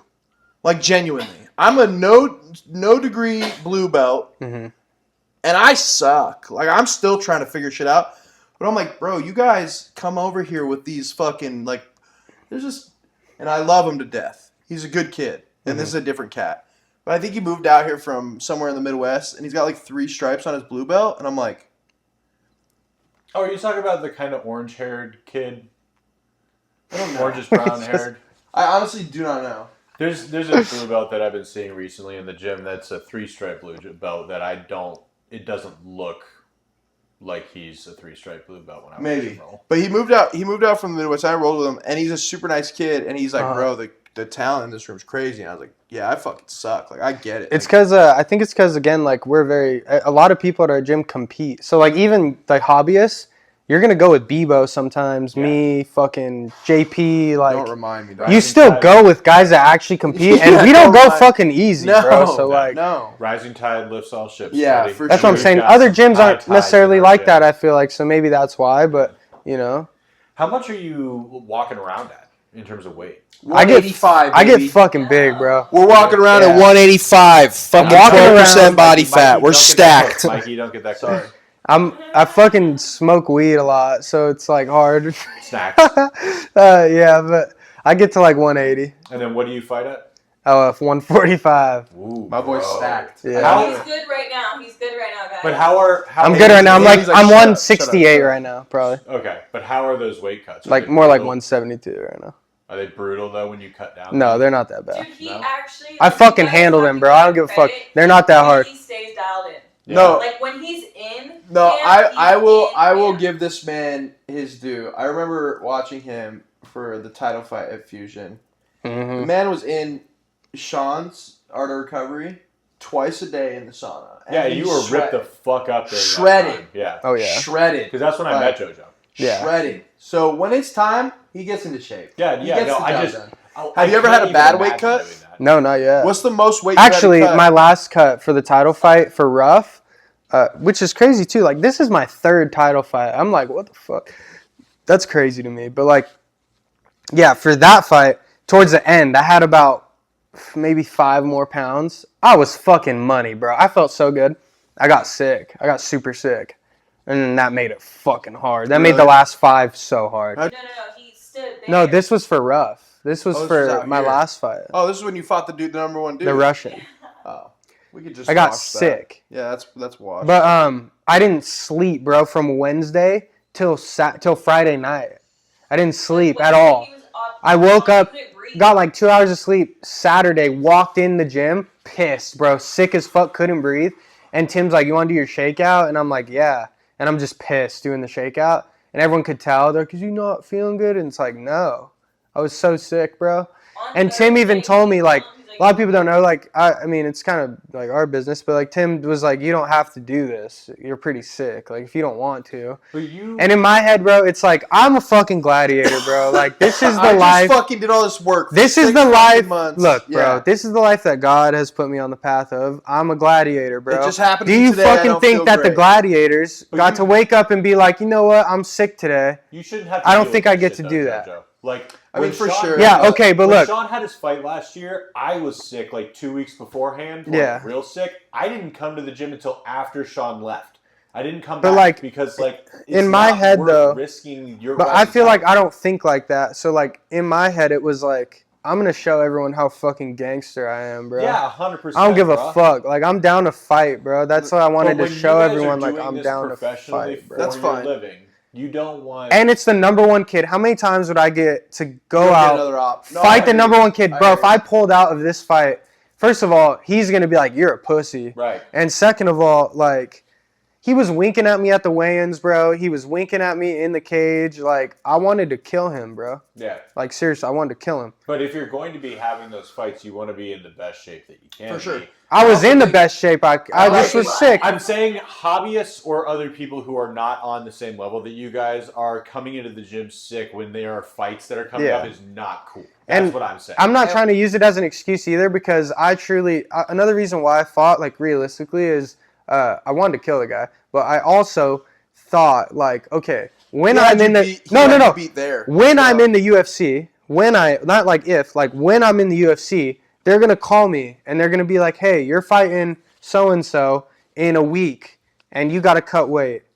Like, you know what I'm saying? So this was, to me, was like, okay, I'm an amateur now. Let's go through this hard experience of fighting when I'm deathly sick.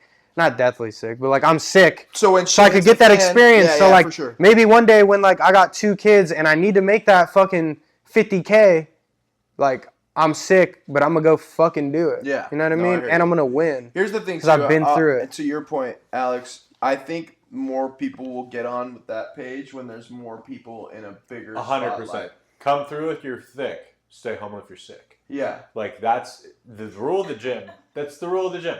If you are sick, you should not be in the gym. My man out here fishing. Yeah, I agree with that. You shouldn't be sick. Yeah, like, no, for sure. And like, if even if you're past it, then you're like, oh, I'm getting better. Just stay the fuck home. Or like, if you got like skin shit, like please don't. Bro, dude, that's been okay. God. So I've been seeing posts about this. Let's talk about this because there's some shit going around right now. Yeah, I don't have nothing. No, I know that. I had it not too long ago though, and I got jiu-jitsu people are getting it now though. So it's somebody that's cross right before we transitioned from the old gym to the new gym when they had ripped all the shit off of the walls, the mirrors and the pads and stuff like that. There was a kid that was training there who had like the biggest, most defined ringworm I've ever seen in my life in the gi. Like, just training. Not covered, not anything. Who was it? I don't know what his name is. He was some kid. But, like, I went up to Tim and I'm like, hey. And, like, the kid's dad was like, oh, he's, like, treating it and stuff like that. It's like, no. No, if he needs to be fucking out of here. Yeah, well, or at least at the very, very bandage minimum, it up. Cover it. Yeah. Like, I got a tattoo and I had that shit fucking bandaged up, fucking rolling. Like, I'm not letting no open wound fucking. If you have that is one thing. Our gym's pretty gnarly, bro. Because like motherfuckers be getting half sleeves and they just roll the same day, no fucks given, bro. Yeah. Like hell, Alex is a wild man. Motherfuckers just get their leg blasted and they're like rolling the next day. Wild man. Yeah. And that dude I got little tattoos. That dude that be doing tattoos in our gym though, he's talented. Who? That OS Inc. kid. That dude be doing. Oh fuck yeah, dude. The kid that just did Tommy's chest piece. Right? Oh yeah, I want to get a half sleeve because I only want like a half sleeve. That kid's talented. I'm gonna get some work done by him. I'm gonna try to get a half sleeve. I don't know who you're talking about, but I need the reference. Super talented tattoo artist. OS Inks on Instagram. Gomez, Nogi guy. He's sick. Oh, he's homies with Tony. Okay. He trains not like Tony does, not competitively or anything. But it's like we were talking about the other day, though. Like, it's so hard to know everybody that's in the gym. Like, I didn't even know who. You keep saying Chris Cub to me. Yeah. I didn't know who that was until, like, I looked up his Instagram the other day. I'm like, I see this motherfucker in the gym all the time. But bro, like, our gym, the cool thing is, like, our gym doesn't have that many people. Like, bro, like, the lab has a lot of people. Bro. Yeah. Like, a fucking lot. Yeah, we're getting to the point where it's hard to know everybody. You still see the same faces. Yeah. The lab has, like, you don't see the same You got faces. a lot. I think when I was working there was, like, over 1,000 members. So that's, like, a lot of fucking people. But the other cool part part. What is do we have, like even 350 maybe? I don't know, something like 300? that maybe, but it's not too hard for me at least. I see the same people usually in the same class. Well, I you feel don't like we need to see know the same people's people all the names time. Yeah. to know them. If you're having the same conversations with them day after day, like it doesn't matter what their name Yeah, is. Like that's as long true. as like you're being nice to Yeah, them and everybody. no doubt. Well, everyone at our gym's nice. If you're not nice, you don't really stay that Well, long. if you're not nice, you get whooped into being nice. Yeah. Yeah, pretty quick. Yeah. Yeah. I can agree with We'll that. just- Wrath of everyone else. We'll just seek Bebo on you. He'll Yeah, eventually fuck. be nice. Yeah. Eventually we'll get Who's it out. yeah, fuck, dude. Who's like the jujitsu like you know how like in who's the jujitsu guy? Is it Jackson? It's Jackson. Jackson? Jackson, Bebo, Makes sense. Yeah, Jackson, Bebo, Garrett, and Garrett. I remember Johnny. my first time ever rolling at the gym. You know Tim who's a sick sleeper, Bebo on me. unfortunately, though? Coach Josh. Oh yeah, dude. Josh will fuck you up if he's feeling feeling. If a certain he way. hears some shit or he sees some shit not going on, he'll go. And I've roll never something. watched Josh roll. He's mean. He's He's mean. Here's the other I part. could- If he want, okay, he's not mean in the sense of he's a mean-spirited person. No. If there's an issue, he'll handle it and he'll be rough. And also, That's what Johnny was saying. Like- that he'll that he was the he used to be a cop. he's the bad cop. He's a bad cop, Johnny's and the Johnny's good a good cop. And, like, But also, like, That's he's fire. also the sweetest dude ever on Earth. Him and Alex are salt of the earth humans. But he also has his standards. He has his rules, and if you break those or go beyond those, he'll enforce what he needs to Well, enforce. Haley's been seeing it the last couple of days. There's a problem where the white belts in the gym are not mopping at the end of the night, and Josh has been furious about it. Oh yeah, he's gonna put So- some work into those white belts. Yeah, He'll get well- them into shape. Well, we were I making a joke, and they were like, they're gonna send him, up. They're like, you're gonna end up having to roll with Jackson, and it's like, if you don't want to offer up to start cleaning the mats. well, I think and that stuff. Johnny should just start rolling with the guys that are Yeah, white belts that don't clean. Give him Well, a couple cage rounds with the I gang. just no. Yeah, I bro. think what we really should Give him a do- cage round with me. Give him a cage round with JP. I don't think the responsibility should really fall on the coaches. I think the responsibility should fall on the other colored belts But to see, enforce Well, that as I well. think that that's That not necessarily way, wrong, but I they- also think that it's the responsibility of the white belts to understand that like it's our responsibility to like take care of the gym. And, yeah, like, it's you're we're- gonna pay the, we're- you're No paying one you're does paying that. paying your dues. That's So how I you don't do do it. gi that much. Is it like a very hierarchical thing? yeah. Okay. Yes and no. Okay. Like, the sport traditionally is. Yeah. I would say Tim's more of an outlaw when it comes to that stuff. Yeah. There are guys in But the you gym can that have tell tried that and forth. Tim still wants to keep the tradition of jiu-jitsu. You can tell by the way he structured the class, how he ends the class, how we respect people when people come in. Like 100%. DJ didn't line up with us; he lined up next to Tim. You know what I mean? That's Yes. like a jiu-jitsu thing. Like if he was a student of this class, he should have lined up with us, but he has the respect of DJ, so he Yeah. lined up with him, like type of thing, right? So it's like he wants to keep the tradition of jiu-jitsu, and I think he cares about that stuff, but I don't think he's confrontational outspokenly to say something about it. He'll enforce it in a different way. Oh yeah. I think that it's mostly the blue belts. I think that like the hierarchy, like I'm better than you, is only at the blue belt level, and maybe like the white belt level acknowledging the blue belt level. But the purple and the brown belts and the black belts are all like very, very like we're all together and we're all doing this I would at agree the with same that as well. time. It's the blue belts that there's like arrogance and things like that. You I know don't what? think that I really have a bleeds theory. over. Go Okay. for it. I think a lot of the blue belts are. Well, no, I guess not. Huh? I was gonna say I think a lot of blue belts at our gym are the MMA fighters. Like, I don't like know we're if all necessarily that. like I'm a all blue of belt. us get capped. No, but I'm saying like maybe because like when we do gi, we have a blue belt on. Do you get what I'm saying? But No, we're it's not that. necessarily These are- like a blue these are belt. Guys, no, the guys that I'm talking about are not that. It's just there is like this. Like they fell above. Yeah, and I think it's Like, just I wanna because do it. I have a blue belt and I don't feel like that. No. It's not you, JoJo, and again, it's not all blue belts. It's I think I know just, what he's talking there about. There are some blue belts that, like, once you get promoted into the purple belt, like you've gotten your humbling experiences. Oh, yeah. You get into the places where you understand, like, that everybody's like just doing the same thing together. But like, I feel like that in the blue belt realm, like you have been promoted from above a white belt, and you don't necessarily have like all the humility, and it leaves space for people to be like that. And I don't know that it happens as much again at the I just upper don't levels. understand why it's so difficult. Like, just be a good person, clean up after yourself. Yeah. Well, And I don't know why it's, like, pulling teeth, like for them. But to think do about how that. gross like some guys' houses are because they just don't clean up. And like it's just like they're not taking. They don't care about taking care of their own house. Well, and I'll elaborate on kind of what he was talking about too when it comes to the difference between the white belts and the blue belts. And I'm gonna kind of Donald Trump weave this thing a little bit. But when me and you entered the gym and we were at the kickboxing spot going into the new spot, right? I was at the kickboxing spot when I first started. We had 60 to 80 members, maybe. And there was a clear distinction of who has been doing this and who is just starting to do this. Yeah. There was really no blue belts. And if they were blue belts, they were really fucking good, and the rest of us were just starting white belts. So it was like you had a group of... I remember when you had your white belt. Right. Like, you have your group that he's referring to, which is the high-level guys in our gym, the Johnnies, the Teas, the Bebos, the Jacksons, the Garretts, everybody that's kind of all in the same echelon, right? Oh, yeah. And then the blue belts that he's referring to is, I think it's like the group of white belts that came in with me, and I could be a part of this too. I'm not including myself, but we for sure felt the responsibility to keep the gym clean.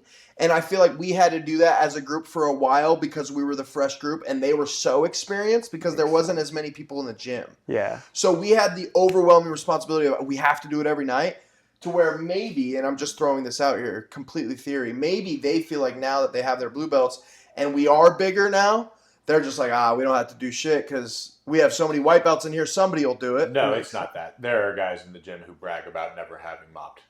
Oh, see, there's a different perspective. Yeah, so it's not... I don't care to mop. I've always mopped, so... I don't know any of this shit. Yeah. Well, I just like... I spend like, I get off of work and I go to the gym an hour and a half before my fucking class because I need to stretch and fucking, I want to hang out with people and just talk and fucking bullshit. So I hear all sorts of shit during the gym. He's and stuff a like gossip that. Queen. Exactly. And actually, we on our pod last week, it dropped on Tuesday morning. And if you had listened to it on Tuesday during the day, you would have known that Mighty Mouse was going to be at the gym because I listened to things. So, like, I do like the gossip. I do like to listen. But there are, like, people in the gym who, like, have talked about, like, never having mopped and stuff like that. That's crazy. But part of it also, JoJo, comes from, like, the fact that, like, there are, like, 40 white belts in some of those classes, or 20 white not belts. A single one. But like me and he's a white belt. But me and Alex cleaned the mats the other night. I like to clean the mats. Well, I spray every class that I go to, every single one, and I go and I get the mops out because like we've been having this problem. But like, I don't want to get sick. I also don't want the wrath of Johnny and fucking Josh. No, but it's also like just like being responsible, and it's like this project and like baking cookies for shit in the gym. Like my goal is just to like lift everybody up. Yeah, well that's the perspective. Everybody. I feel like that's the perspective too of at least like referring back to what we're talking about. Some people provide to the gym in different ways. So not to say that these people that are bragging are providing other positive things to the gym on the other end, but like for instance, you know, Bebo, I've never seen Bebo fucking clean a mat. Maybe he has, maybe he hasn't. No. I'm not throwing Bebo under the bus, but Bebo's Tim's handyman, so he produces in completely other ways that we don't even see, hear, whatever the case may be. But I do understand because I think the mopping thing's a little different though, because we're all there doing the same thing. And I was just about to say I've been there 10 times since the new gym's open. It is a little bit weird after class that nobody's kind of jumping on the mops. Like it's almost avoided, and that wasn't the case in the old area. Like yeah, it feels like a responsibility. Like, hey, you've been there long enough in the old spot. The mops were not in a big dish. Somebody was mopping fairly quickly after all the classes were done. Like fairly quickly. I didn't mop very consistently at the old gym. I'll say that though. Like it was one of those things where I was like, I don't really want to mop, but like. It's also a fat mop space now. It is a fat so that could be a factor as well. But I've also done the spraying and the mopping in the new gym by myself on a couple of occasions. I was just about to say, if you split it up, we split it up the other night, you and whoever it was. And if you have 4 people do it, you have 2 people spray and 2 people mop. It takes 5 minutes. Yeah. Not hard at all. No, 8 minutes is probably right. That is weird that the mop thing is becoming an issue. And trust me, Josh will fix that. But that's just a gi thing. Because we're the last class of the night, and that's why it's a gi thing. Because but it gets mopped after every class. No, it gets mopped after everything. No, it doesn't. The classes I'm in, it gets mopped. Okay. Well, that's probably because those are special classes that don't have a class after. True. Right. So, like, during the night, like, public, hours, not like invite only or advanced classes and stuff. True. Public hours, it doesn't. From the 5:30 to 6:30 to 7:30 block, it gets mopped once after the 7. Because like, dude, after comp round, someone's mopping. Right. After practice, someone's mopping. Right. But that's because you guys have to get the mats ready for the evening classes that's coming in. Right, and the kids go at 4:30. No, but I think comes down to like the fighters clean. We want to clean. No, I don't disagree with that. What I'm saying like maybe is we're a bit more disciplined. Well, you guys are also it's a different thing for you compared to the hobbyist group that's coming. No, that's what I'm saying though. Yes. Like maybe we care about it a little more sure. than these white belts that aren't clean. For sure, but I also think that because like no matter what, regardless of the care, I'm not saying you guys don't care. Regardless of that factor, Tim would have you guys clean after those classes because we have 4 classes coming in. True. So either way, the mats are going to have to get cleaned. Yeah. It's the fact that when we have 4 classes back to back to back to back and nobody's rushing to go get the mops and clean, it's never been an issue before. We've always been pretty cleanly as a gym, I feel like. Oh, yeah. For the most part. I'm starting to hear about this stuff over the last like 6 months. Where I've gotten something. And the one time that Dylan came in with ringworm, week of Peter Yan fight week. I laughed. Dylan, I love that kid, but he was so funny. He's like, hey, Tim, can I run on the treadmill? There was one fighter in particular. Dog, you're going to drip right onto that bad boy. What do you mean? No, what? There was one fighter in particular that was just fully erect ringworm out just for weeks. And I'm like, bro, please put it away, bro. Well, also just wouldn't Nobody listen. tells him to go home? Like we would, but kind of like. But dude, like he would just cover it. It's an $8 can of fucking antifungal spray. That shit's gross. I hate it. Yeah, I hate that. All you got to do is go. I just don't understand why are we going to the gym? Why are we going to the gym? They don't think. They don't think. Get hit in the head for a living. They don't think because it's a skin thing that it's that bad. Well, it's like it is. It's not that. They act like just that open wound matters, bro. It's in your sweat now. Mm-hmm. It carries the gene in your sweat, bro. If you just sweat on somebody, Mikey, not everybody thinks about like the consequences to other folks though as well. Yeah, like you got to understand, dude. This is like the most selfish shit in this fucking world. That's true. Yeah, like miss a day. It's about that. Like I literally can't go to one of my good friends back home's wedding because I have a fight. So it's like shit like that. Bro, it's like, bro, it's about me. The Dana lore on that. Huh? He went like 15 years when he was building the UFC. He went like 15 years and didn't go to a single wedding. And the wedding Dana did go to, he ended up meeting like somebody pivotal in the fight game or whatever. But That's sick. When he was building the UFC. I've never been to a friend's wedding. I've married 3 of my friends. It's pretty sick. I'm going 10 years with her and I'm not even marrying her. No diddy. 10 years? Yeah, about. 10 yet. Almost. Not yet. Almost. She's looking at that finger. She's like, 10 sounds like a good time to put. I'm just gonna get her pregnant, bro. Fuck it. You're a man of the Lord. You're not gonna do that. Let's have a baby. Yeah. This is for the content, but you're a man of the Lord. I know you're not gonna do that. I think a baby would add like plus 10 strength. Well, then you to the family group. And I'm already pretty fucking strong. Why don't you just put a fucking ring on it then? No. Why? I just don't want to do that. You don't have to do it legally. You can do it physically. What do you mean? You don't have to go to the courthouse and what does that mean? Just buy rings. You don't, yeah, bro. You can just buy a ring and get engaged, and now you guys are engaged and married. And you don't have to go to what? I can just do that? Yeah, bro. You can go to the jewelry store today and buy rings. That's pretty sick. Listen, I'm sorry, Haley, but he needs to know this. You can for sure. Haley knows, bro. I'm gonna give her a kid first. Brother. Would you say that Tim and Mariah are married? Yeah. I thought they were. Okay. Me and her, we're married. Okay.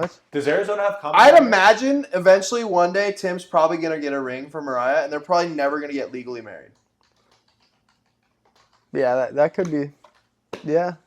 Just get her. I always tell her, I'm like, we got to have a prenup, all that. Brother, she slept with you in the Phelan desert. I don't think she's going anywhere. I think it's safe to say I don't think she's going anywhere. There is no common law in Arizona. I don't know if you know what that means. So, like where I live with someone? Yeah, if you were in California we and don't you live lived together, you guys would be legally binded at this point. Yeah, you would be legally binded. We are legally binded. But in Arizona, we're not. That's what it's saying. He's saying it doesn't apply in Arizona. We're spiritually bound, okay? Yes, but like you could get each other rings. You're still and single in the state of Arizona. Be able to say, "Oh, you guys are married. You can't claim each other." Now, what you're saying? If you were back home in Phelan, if we were in Corona, and you guys were living in the same place for 10 years, you would be legally married. Yeah, you would be bound to give each other 50-50 no matter what. Yep. Welcome to communism. We're not going back to California. Welcome to communism, my friend. Nah, let's go. Maybe you don't want to go to California. Fuck no, I'm not going back. Yeah. No. We're not going back till we're retired. Especially if you hit UFC, because then and we could get that. We could get a house at 1,000 steps. That's when we're going back, with a private beach. Bro, you know what I'm gonna do? That's gonna take millions. When I get all the money, I'm gonna get a ranch somewhere. Yeah, me too. I think it'd be sick to have. Yo, wait. I've been wanting to talk to you about this for a long time, and I feel like I've hinted at it before. What is it? Let me ask you this, and this is just generally speaking. You know me good enough as a human to know where I'm coming from about this. Okay. What is going on with the gym's direction in, like, I don't want to call it an agent, but is Tim handling all of your guys' shit, and is he gonna handle it at the UFC level for all of you guys? I really like. Or do we need somewhere, like, listen, I'm not nominating myself, but I will go talk to Dana and bring it back home for everybody. I'm not taking no fucking crazy cut. I got my own shit figured out. Y'all want to pay me? Great. I want to do it because I want to go do a deal with Dana. Yeah, I want to tell that motherfucker, this is what you're going to pay my guy, and that's what he's going to pay my guy. That would be pretty sick. You know what I mean? But like, and if we're talking, I'm just thinking about it schematically. Mm-hmm. If Tim and Emron are handling Suge, great. If Tim and Emron are going to handle all of you guys, great. But if they don't want to handle that, somebody's going to have to.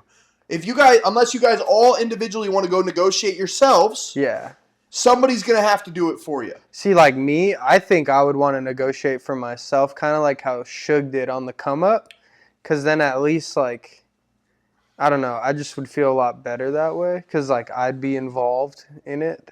Yeah. Because, do you think all the fighters feel that way, though? No, fuck no. Like, do you think Tommy's... Oh, you mean, like, at our gym? Yeah. I don't know. I think because we have a role model like Suge who did it a certain way, we all kind of like to line up with that ideology and that method of doing it. But no, there's definitely guys at our gym. There's Alex Pressing. He was asking me if I had a manager like today. Do you think, and let me ask you on top of that, do you think you guys all have the capabilities like Suge had to build a brand and have the negotiation power and the personality and the patience and the confidence to go into those rooms and have those conversations? I think I do. Right. Do you think everybody across the board? I don't really like, what do you think Tommy's going to do? What do you think Ezra's going to do? I think Tommy's and me have a very similar You think mindset. Tommy's going to go in there solo? Oh, yeah. Fuck yeah. Yeah? If anyone's going to go in there solo, it's that kid. Yeah? Yeah.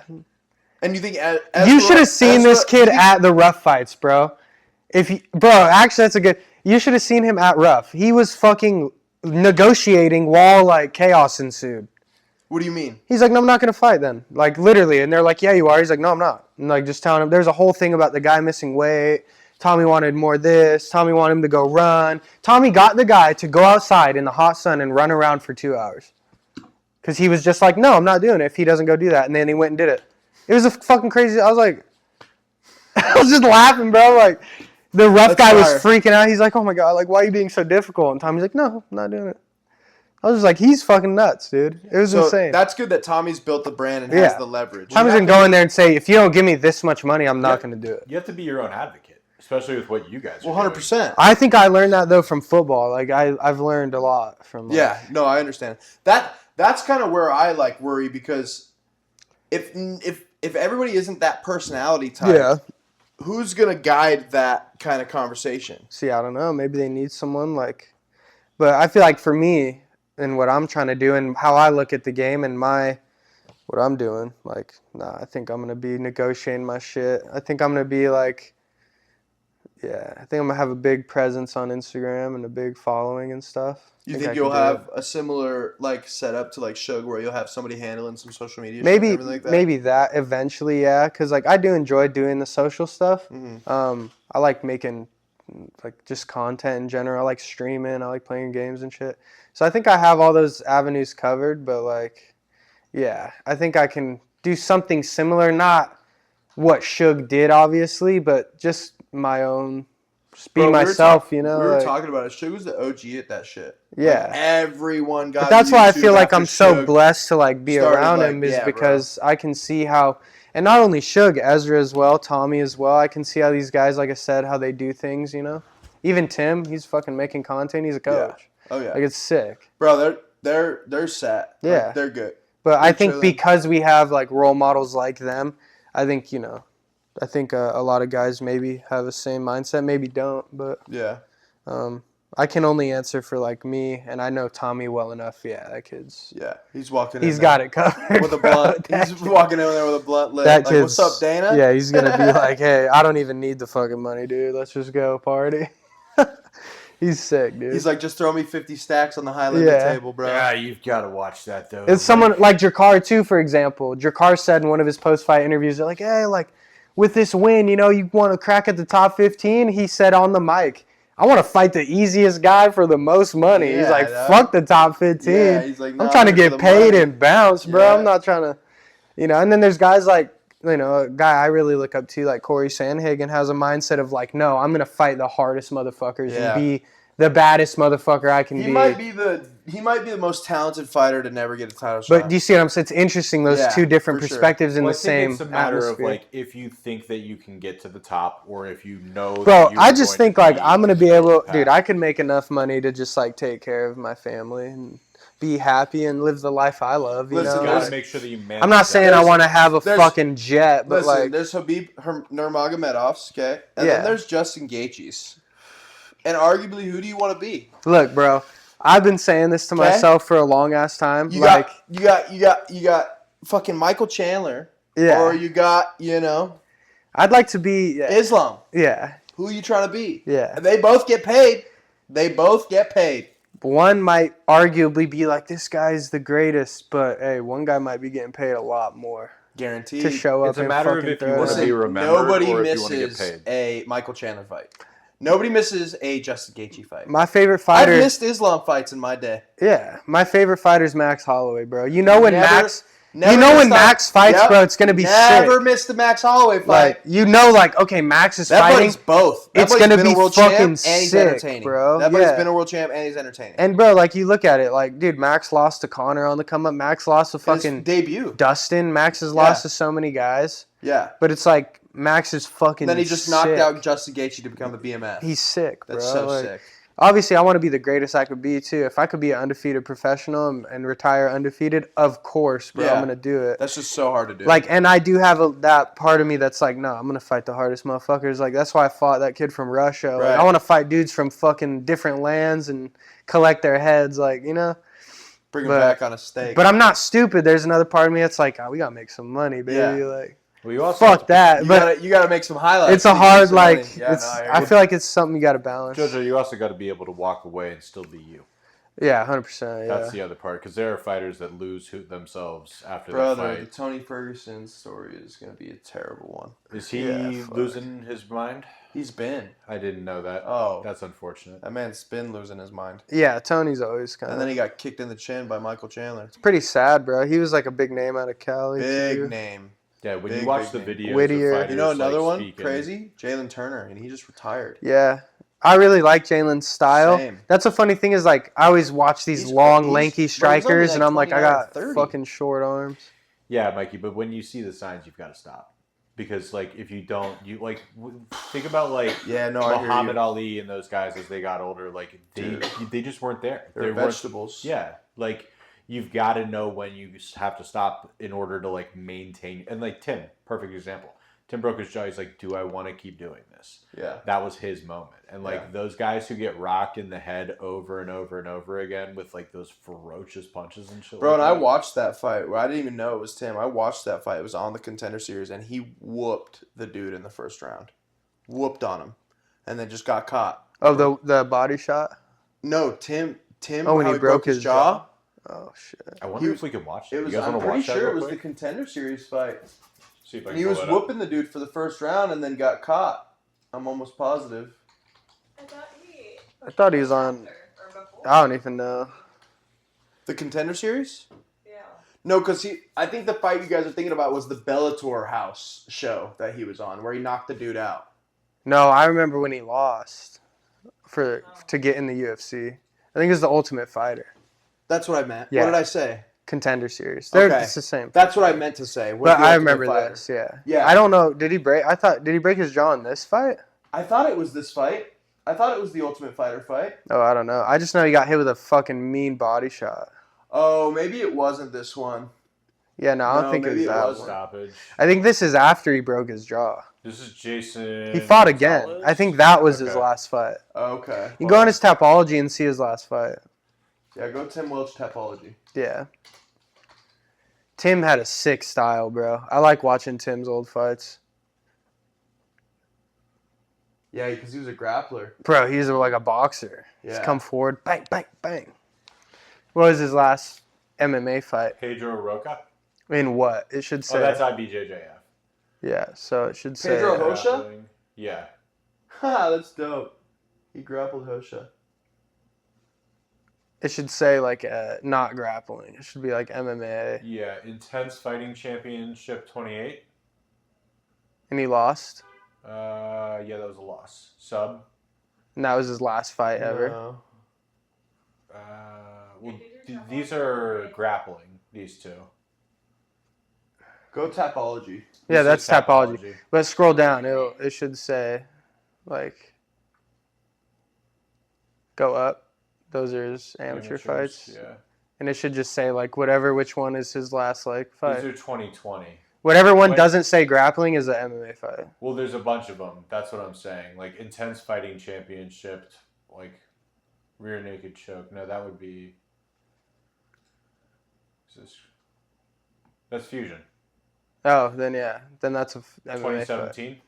Yeah, so damn. Maybe in that fight he broke his jaw. I don't know. That's crazy, bro. Yeah, I have no idea. I just know that happened to him. It's fucked. Yeah. Yep. Koenig broke Welch's jaw in the first and then submitted him in the second round.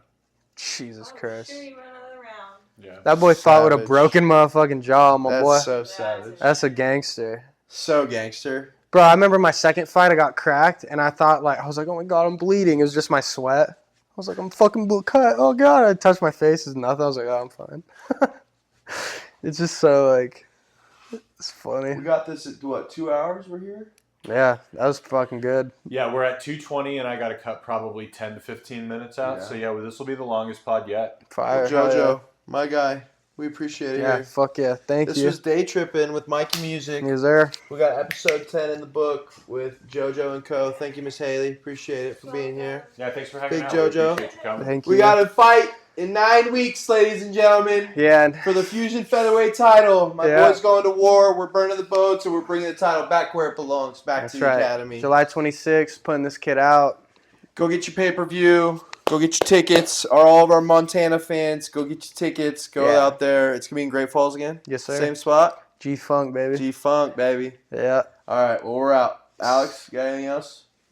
No, just stay trippy, Jovins, and thanks for coming on. Hell yeah. Thank you guys. All right, Appreciate boys. it. That was another episode. We appreciate it. We out. Yeet!